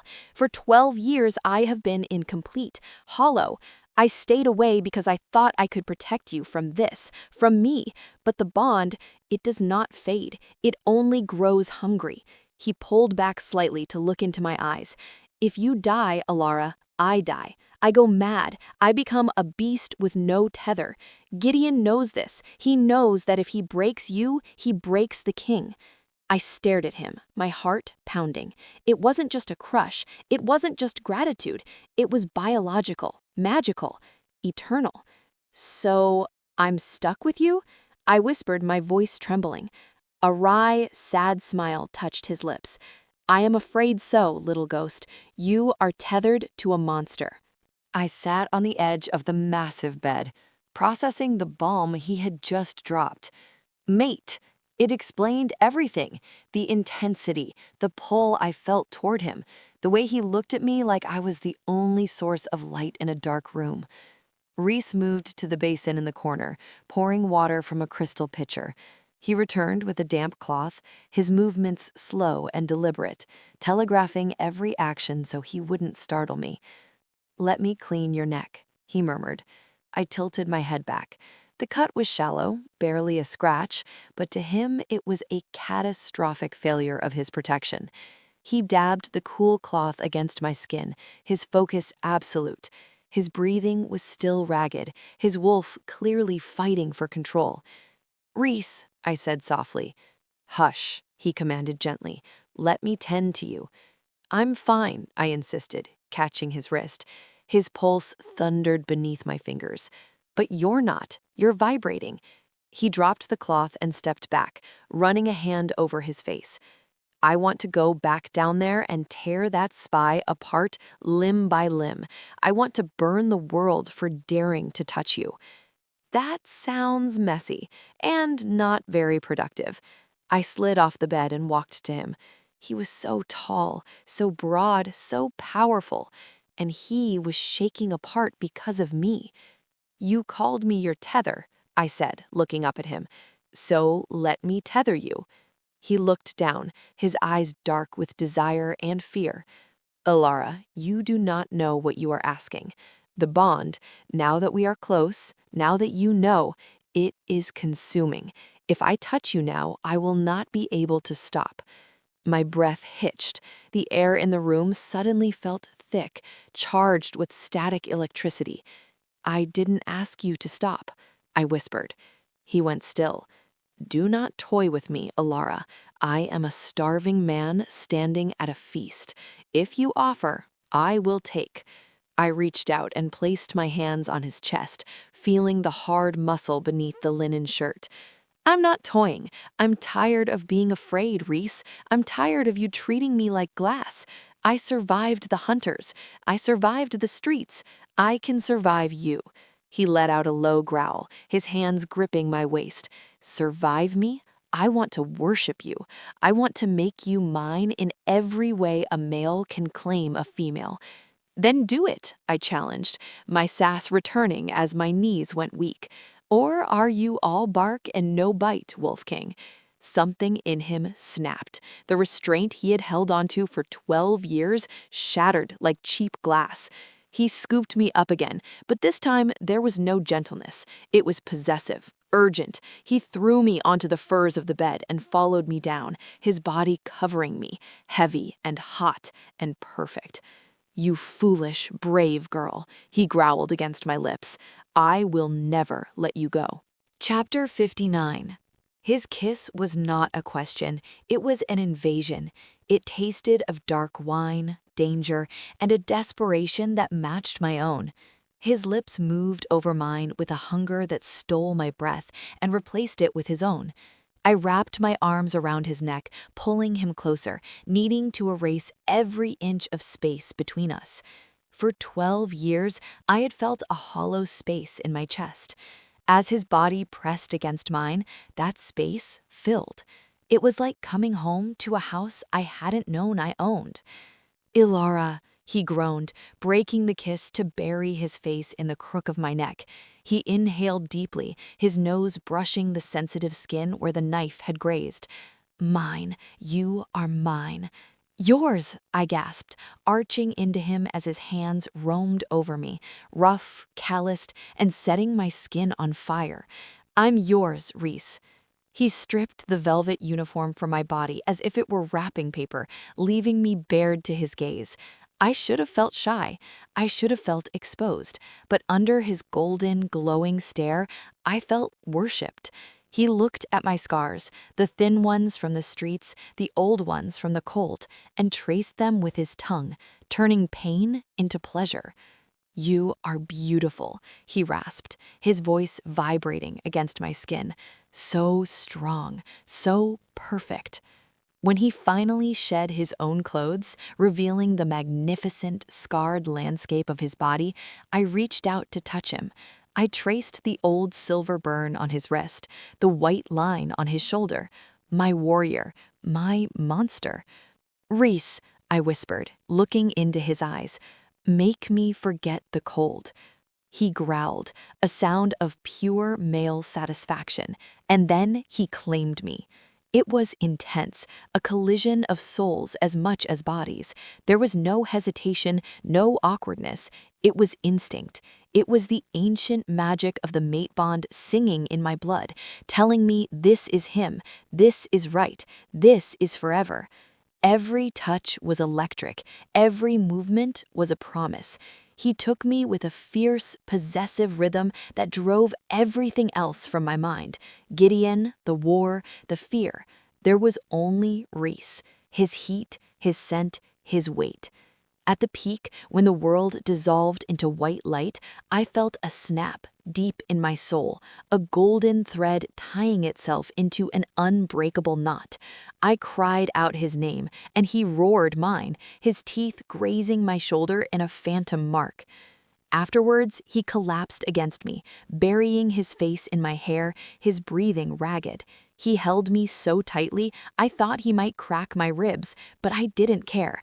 I held him back just as hard. I love you, I whispered into the silence of the room. He went still. Then he lifted his head, looking at me with wonder and a fierce, terrifying joy. I have loved you since you offered me water in the dark, he vowed. I will love you until the stars burn out. I smiled, tracing his jaw. That's a long time, Wolfie. You better not get boring. He laughed, pressing a kiss to my palm. I promise to keep things interesting, my queen. Chapter 60. Morning light filtered through the high crystal windows of the sanctum, bathing the room in a soft, ethereal glow. I woke up wrapped in furs and warm, hard muscle. Rhys was asleep, his arm thrown protectively over my waist, his face buried in my neck. For a moment, I just lay there, savoring the peace. My body ached in a pleasant way, a reminder of the night's passion. The bond between us hummed, a warm, golden current that let me feel his contentment even in his sleep. But reality has a nasty habit of crashing the party. Gideon is alive. He knows. I shifted, and Rhys's arm tightened instantly. His eyes snapped open, alert, golden, predatory, before softening as they focused on me.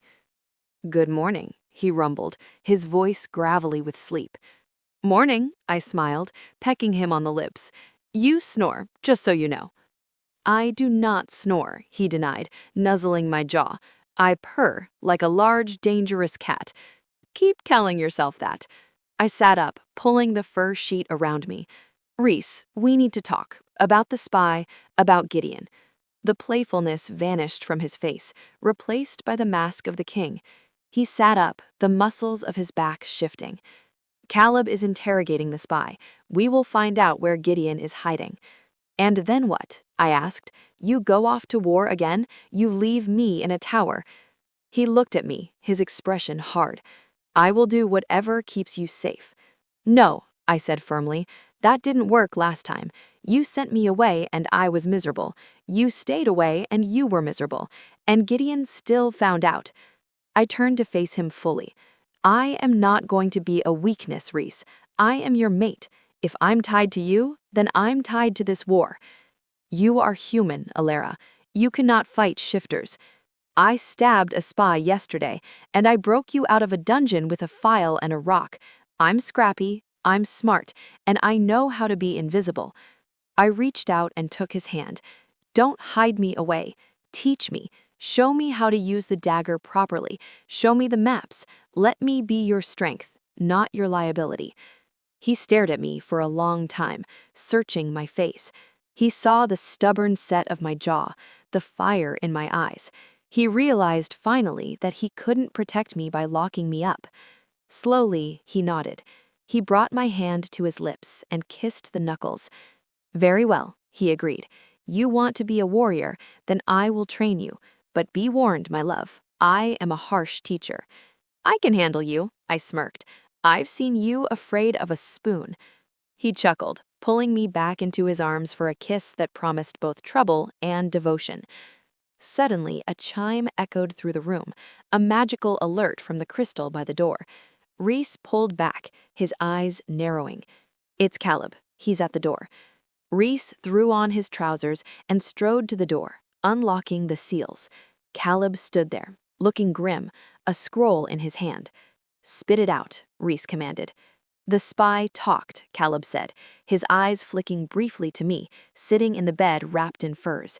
He didn't look surprised. "Before he died." "And?" "Gideon isn't hiding in a cave, Rhys," Caleb said, his voice heavy with dread.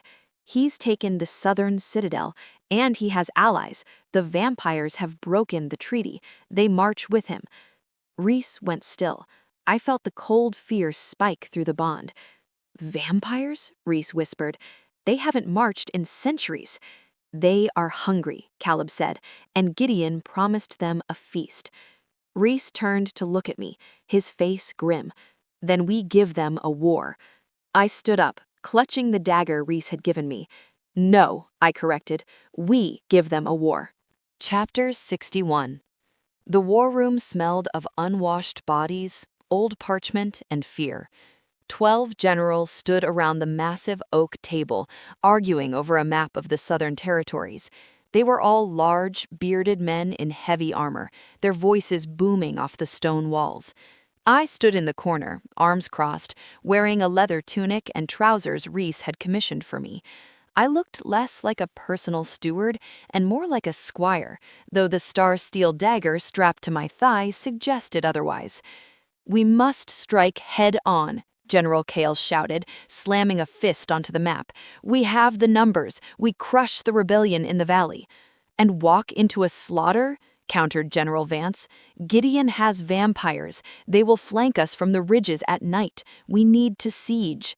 "Sieging takes months," Kale roared. "Winter is coming." "Enough." Rhys's voice cut through the noise like a whip crack. He stood at the head of the table, his face a mask of cold fury. "We do not siege. Gideon is occupying the southern citadel. That is my territory. I will not starve my own people to kill a traitor." "But the vampires, my king," Vance pressed, sweating. "We have not fought their kind in centuries. They are fast. They are immortal." "They are arrogant," a voice piped up. The room went dead silent. 12 pairs of eyes snapped to me. Rhys turned, his expression softening imperceptibly as it landed on me. "Speak, Ilara," he commanded. General Kale scoffed. "The human servant has an opinion on war strategy?" Rhys let out a low, warning growl, but I stepped forward, ignoring the general. I walked to the map. "I worked in a tavern near the docks. I served plenty of shady characters, smugglers, mercenaries, and once a man who drank blood from a flask." The generals shifted uncomfortably. I thought he was mad, but he was arrogant. He thought because he was faster and stronger, he was untouchable. He bragged about his nest. He said they hated running water, said it burned them like acid. I pointed to the river that cut through the valley leading to the southern citadel. "You want to flank them? Don't use the ridges, use the aqueducts, the old irrigation tunnels." "The tunnels are flooded," Vance dismissed. "Our wolves cannot fight in waist-deep water." "But the vampires won't go near them," I countered, looking him in the eye. "If the legends are true, running water is their weakness. If you move your elite units through the tunnels, you can bypass their sentries entirely and pop up right inside the citadel walls." Silence stretched. The generals looked at the map, then at me, then at Rhys. Rhys looked at the map, a slow, predatory smile spreading across his face. "The girl is right. Gideon will expect us to avoid the water. He will stack his defenses on the high ground." "It is a risk," Kale grunted, though he looked at me with grudging respect. "If she is wrong, we drown." "I'm not wrong," I said, lifting my chin. "Bullies always underestimate the quiet ways in." Rhys looked at me, pride radiating through the bond so strongly it made my knees weak. "Prepare the legions," Rhys ordered. "We march at dusk. We take the river." Chapter 62. The courtyard was a hive of activity. Squires sharpened swords, horses stamped nervously, and the air rang with the clash of steel. Rhys pulled me aside into the shadow of the stables. He looked magnificent in his black armor, his cloak billowing in the wind, but his eyes were filled with worry. "This is your last chance," he murmured, gripping my shoulders. "Stay here. Caleb can leave a guard." "No," I said, adjusting the strap of my dagger. "Where you go, I go. Besides, who is going to remind you to eat?" He didn't smile. He reached down and unbuckled the dagger from my thigh. "Hey," I protested. "You are wearing it wrong," he said grimly. "If you draw it like that, you'll slice your own leg." He repositioned the sheath, angling it for a cross draw. Then he stood behind me, wrapping his large arms around me, his hands covering mine on the hilt. "Draw," he commanded. I pulled the dagger. It slid out smoothly. Again, faster. We spent an hour there, him drilling me on strikes, throat, liver, eye. It wasn't a romantic dance. It was a lesson in survival. He was ruthless, correcting my stance with sharp nudges, growling when I hesitated. "Do not hesitate," he barked when I pulled a punch. "They will not hesitate to drain you dry. You strike to kill, Alara, always." "I know," I breathed, sweat trickling down my back. Finally, he stopped. He spun me around, pulling me flush against his steel armor. The hard steel pressed into me, but his kiss was soft, desperate. "Stay close to Caleb," he whispered against my lips. "If the fighting starts, you find a hole and you hide. You do not try to be a hero. You survive. Promise me?" "I promise to try," I said. He sighed, resting his forehead against mine. "That is the best I will get, isn't it?" "Pretty much." A horn blew, a deep, mournful sound that signaled the march. Rhys pulled back, his face hardening into the mask of the Alpha King. He lifted me onto a smaller, nimble mare he had selected for me, then mounted his massive black warhorse. "Ride," he roared to the assembled army. As we rode out of the gates, thousands of wolves howling their answer, I felt a thrill of terror and exhilaration. I was riding to war. I was a tavern girl with a knife and a werewolf king. It was the stupidest thing I had ever done, and I wouldn't trade it for anything. Chapter 63. The march south took 3 days. We moved mostly at night to mask our numbers, resting in dense forests during the day. The tension in the camp was palpable. The closer we got to the southern citadel, the thicker the air felt, heavy with dark magic. On the third night, we made camp in a valley known as the Whispering Gorge. High cliffs rose on either side, blocking out the moon. I was sitting by a small fire, gnawing on hardtack, while Rhys conferred with his scouts. The Bond hummed with his agitation. He felt cornered. Suddenly, the horses screamed. It wasn't a normal whinny. It was a sound of pure, primal terror. "Ambush!" Caleb roared from the perimeter. "Above us!" I looked up. The cliffs were swarming. Pale shapes dropped from the darkness like spiders, clinging to the sheer rock faces. Vampires. They moved with unnatural, jerky speed, their eyes glowing red in the darkness. "Shields!" Rhys bellowed, shifting mid-stride into his massive wolf form. The vampires hit the ground with the force of boulders. They didn't fight like men. They fought like beasts, tearing into the ranks of the wolf soldiers. Chaos erupted. A vampire landed near me, a creature of gaunt angles and bared fangs. He hissed, lunging for my horse. My mare reared in panic, throwing me. I hit the ground hard, the breath knocked out of me. The vampire was on me in an instant, his hand clawing for my throat. His grip was like ice, freezing my skin. "Fresh blood," he hissed, his mouth opening to reveal needle-sharp teeth. Fear paralyzed me for a split second. Then Rhys's voice echoed in my head, "Strike to kill." I didn't try to push him off. I reached down. My hand found the hilt of the dagger. I drove the blade upward, straight under his ribcage, aiming for where a heart should be. The star steel hissed as it pierced the dead flesh. The vampire shrieked, a sound that shattered glass, and recoiled, clutching his chest. I scrambled backward, crab-walking through the mud. "Ilara!" A massive black wolf crashed into the vampire, jaws clamping around the creature's neck. With a savage shake of his head, Rhys tore the vampire's head from its shoulders. He stood over me, snarling, blood dripping from his muzzle. "Run," his eyes commanded. "Hide." But there were too many. They were pouring from the cliffs like rain. Chapter 64. The battle was a blur of shadows and screams. Rhys was a whirlwind of violence, tearing through the vampires to keep a circle of safety around me. But for every one he killed, 2 more appeared. Gideon had emptied the crypts. There were hundreds of them. "We are overrun!" Caleb shouted, slashing a vampire in half with his silver-coated sword. "Rhys, we need to retreat to the river." "Go!" Rhys roared, shifting back to human form for a split second to grab my arm. "To the water! They won't follow!" We ran. I stumbled over roots and bodies, my hand locked in Rhys's iron grip. The river was close. I could hear the rushing water. But then a wall of fire erupted in front of us. Mages. Gideon had mages too. We skidded to a halt. We were trapped. Fire in front, a cliff behind, and an army of vampires closing in on the sides. "Well," a voice drawled from the darkness, "that was easier than I expected." A figure stepped through the wall of fire, the flames parting around him like obedient pets. He looked like Rhys, same dark hair, same broad shoulders, but his eyes weren't gold. They were black. Pitch black, devoid of any white. Gideon. He wore armor made of black iron, and he held a staff topped with a glowing red crystal. "Hello, brother." Gideon smiled. It was a cruel, twisted expression. "I see you brought a snack." His gaze landed on me.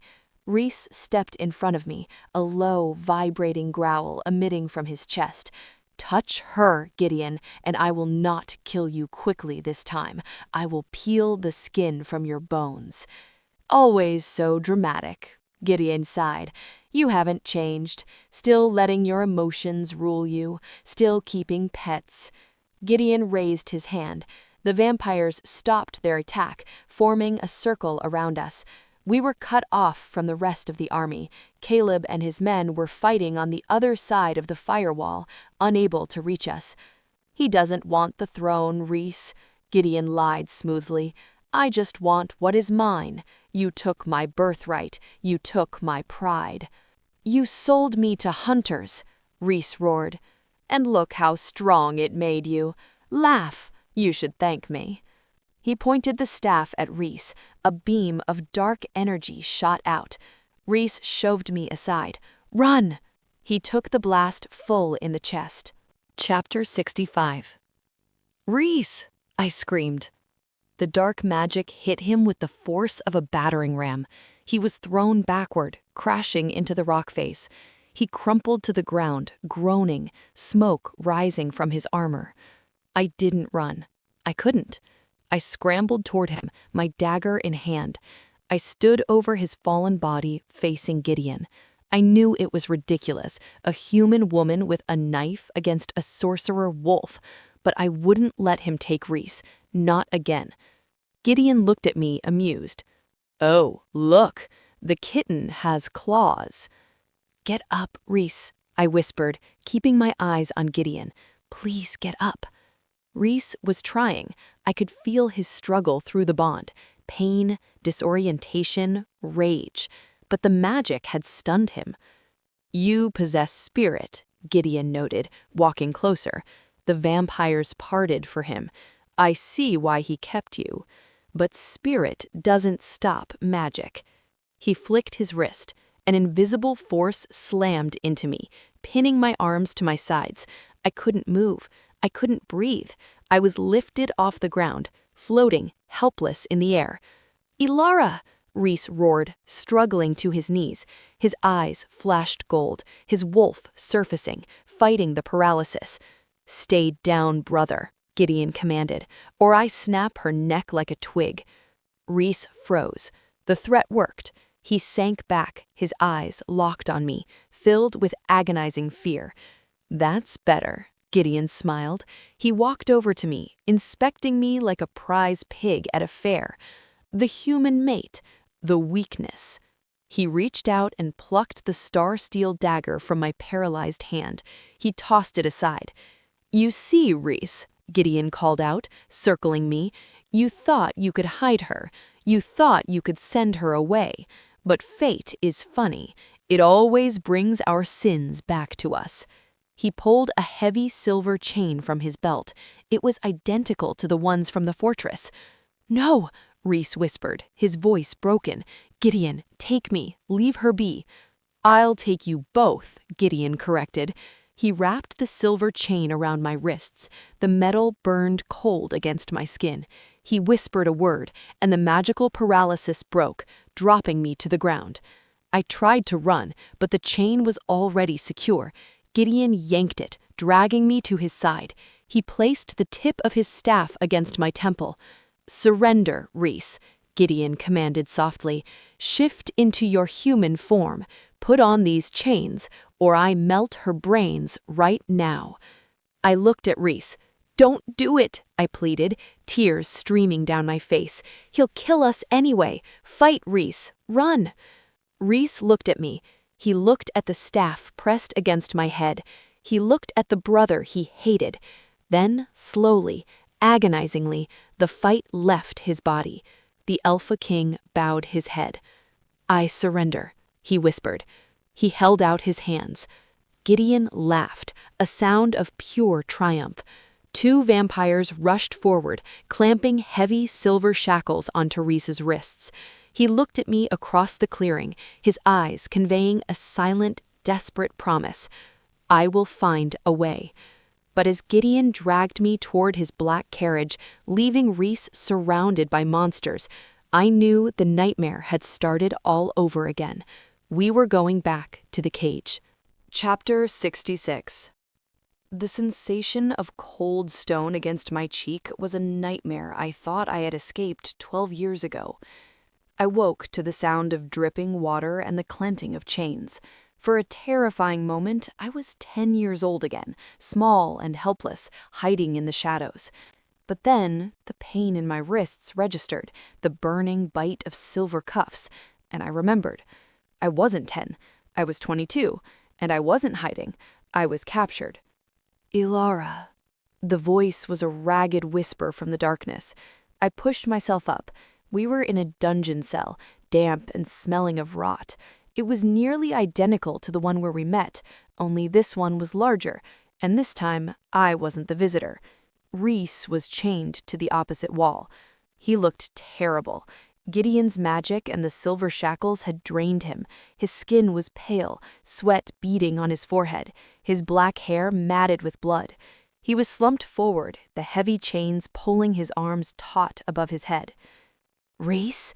I croaked, my throat dry. I tried to crawl toward him, but the chain on my ankle jerked me back. I had about 3 feet of movement, just enough to be miserable, not enough to reach him. "I am sorry," he whispered, lifting his head. His golden eyes were dim, filled with an agony that had nothing to do with physical pain. I promised I would keep you safe." "Stop it," I said, my voice sharper than I intended. "Don't do that. Don't go into the shame spiral." "I surrendered," he whispered, staring at his shackles. "I gave up. I failed you." "You saved me," I corrected. "If you hadn't surrendered, Gideon would have popped my head like a grape. I prefer my head unpopped, thank you very much." I sat back against the wall, trying to project a confidence I didn't feel. Besides, look at the bright side. At least we're roommates this time. Last time I had to sneak in. Rhys let out a sound that was half growl, half sob. "This is not a joke, Ilara. We are in the southern citadel. Gideon holds all the carts. He will use us to force the council to kneel. And then he'll kill us," I finished. "I know how villains work, Rhys. They monologue, they gloat, and then they die because they're arrogant. He has vampires and dark magic, and I can't reach my wolf. The silver is too much." I looked at him, my powerful, invincible king, reduced to this broken state. It made my heart ache, but it also lit a fire in my belly. He had fought for me for 12 years. Now it was my turn to be the strong one. "You don't need your wolf right now," I said firmly. "You have me." He looked at me with tragic tenderness. "You are brave, little ghost, but you are chained too." "Chains break," I said, looking at the iron cuff on my wrist. "We did it once with a file and a rock. We can do it again."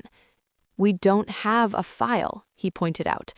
I smiled, a small, wicked thing. "No, but we have something better. We have a very angry, very stubborn tavern girl who hates losing." Hours passed in the damp gloom. My stomach rumbled, echoing loudly in the silence.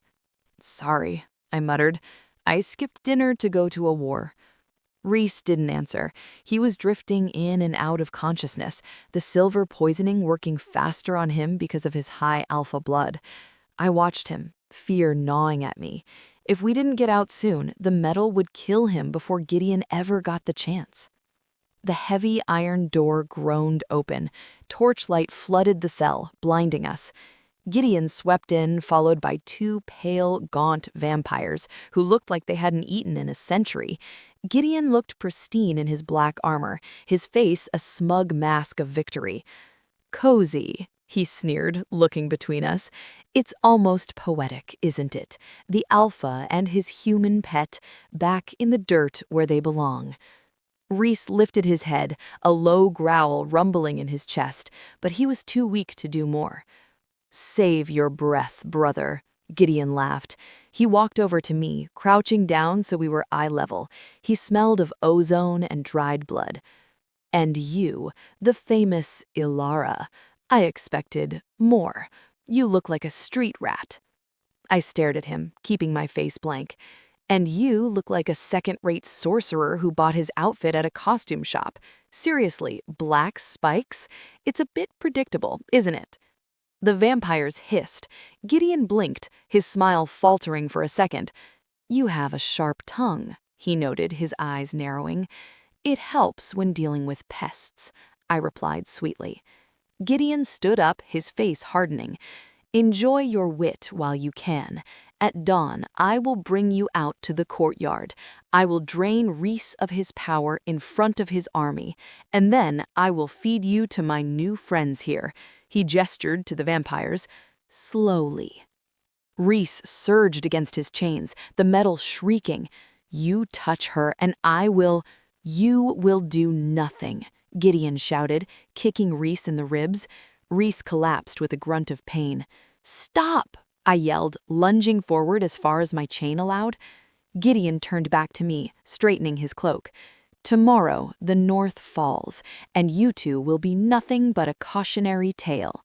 He turned and swept out, the vampires following. The door slammed shut, plunging us back into darkness. "I am going to kill him," Rhys wheezed from the floor. "I am going to tear him apart." "Get in line," I muttered. I waited until the footsteps faded completely. Then I turned my attention to my left wrist. "Rhys," I whispered, "are you awake?" "Barely," he groaned. "Good, stay awake, because I need you to make noise." "What?" "Commanded, make noise. Groan, rattle your chains, sing a song, just cover the sound of what I'm about to do." "What are you about to do?" I reached up to my hair. My messy, tangled bun was held together by 3 pins. 2 were wood, but one was the long, sturdy iron pin I had used to pick the lock on his solar door. Gideon, in his arrogance, had disarmed me of the dagger, but he hadn't checked my hair. I pulled the pin out, holding it up in the dim light. "I'm going to break us out of here." Chapter 68. "You kept the pin," Rhys whispered, a note of awe in his voice. "I'm a hoarder," I whispered back. "Now make noise." Rhys understood. He began to growl, a low, rhythmic sound of pain and rage. He yanked on his chains, the heavy iron clanking against the stone wall. It was a convincing performance of a dying beast. Meanwhile, I went to work on my ankle shackle. The lock was old and rusted. Gideon hadn't bothered to update the dungeon security. He relied too much on the silver and his magic. He underestimated the power of simple mechanics. I slid the iron pin into the keyhole. It was tricky. My hands were shaking from hunger and cold. Click. I felt the first tumbler give. "Keep going, Rhys," I murmured, tongue between my teeth. "How is it going?" he grunted, slamming his shoulder against the wall. "Almost got it." The pin slipped. I cursed quietly, readjusting. I closed my eyes, visualizing the mechanism. I had picked dozens of locks in the lower district, doors to warm cellars, pantries with food. Survival had taught me skills no lady should have. Snap. The latch clicked open. I nearly sobbed with relief. I pulled my foot free. I quickly undid the wrist cuff, much easier now that I had two hands. I was free. I crept across the cell to Rhys. He looked down at me, his eyes wide. "You did it," he breathed. "Told you," I whispered. "Now hold still." I worked on his wrist cuffs. These were heavier, newer. My pin bent slightly under the strain. "Come on," I pleaded with the metal. "Don't break, please don't break."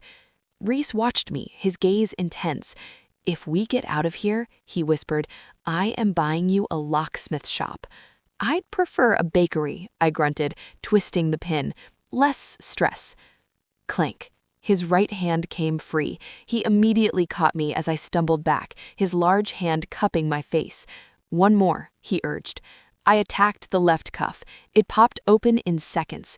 Rhys fell forward, catching himself on his hands and knees. He took deep, shuddering breaths. Without the direct contact of the silver, his healing factor began to kick in immediately. I could actually see the color returning to his skin, the wounds on his chest knitting together. He stood up, rolling his shoulders. He cracked his neck. The aura of the Alpha King flickered back to life, dim, but there. "Can you shift?" I asked. He shook his head. "Not yet. The silver poison is still in my blood. I am just a man tonight, Alara." "A man is enough," I said, grabbing his hand. "Now let's get out of here before Count Dracula comes back for a snack." We moved to the cell door. It was locked from the outside, obviously. "Step back," Rhys whispered. He didn't use magic. He didn't use a key. He used brute alpha strength. He placed his boot near the lock mechanism and kicked. Once. Twice.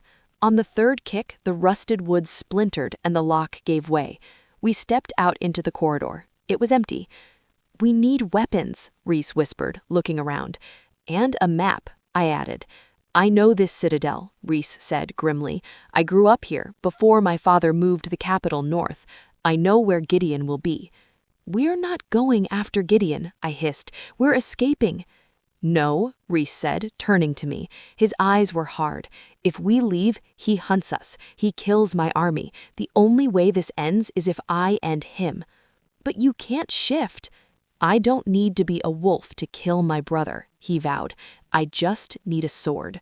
Chapter 69. We moved through the shadows of the citadel like ghosts. Rhys moved with a silent, deadly grace, leading the way. I followed close behind, clutching my iron pin like a tiny dagger. The citadel was eerily quiet.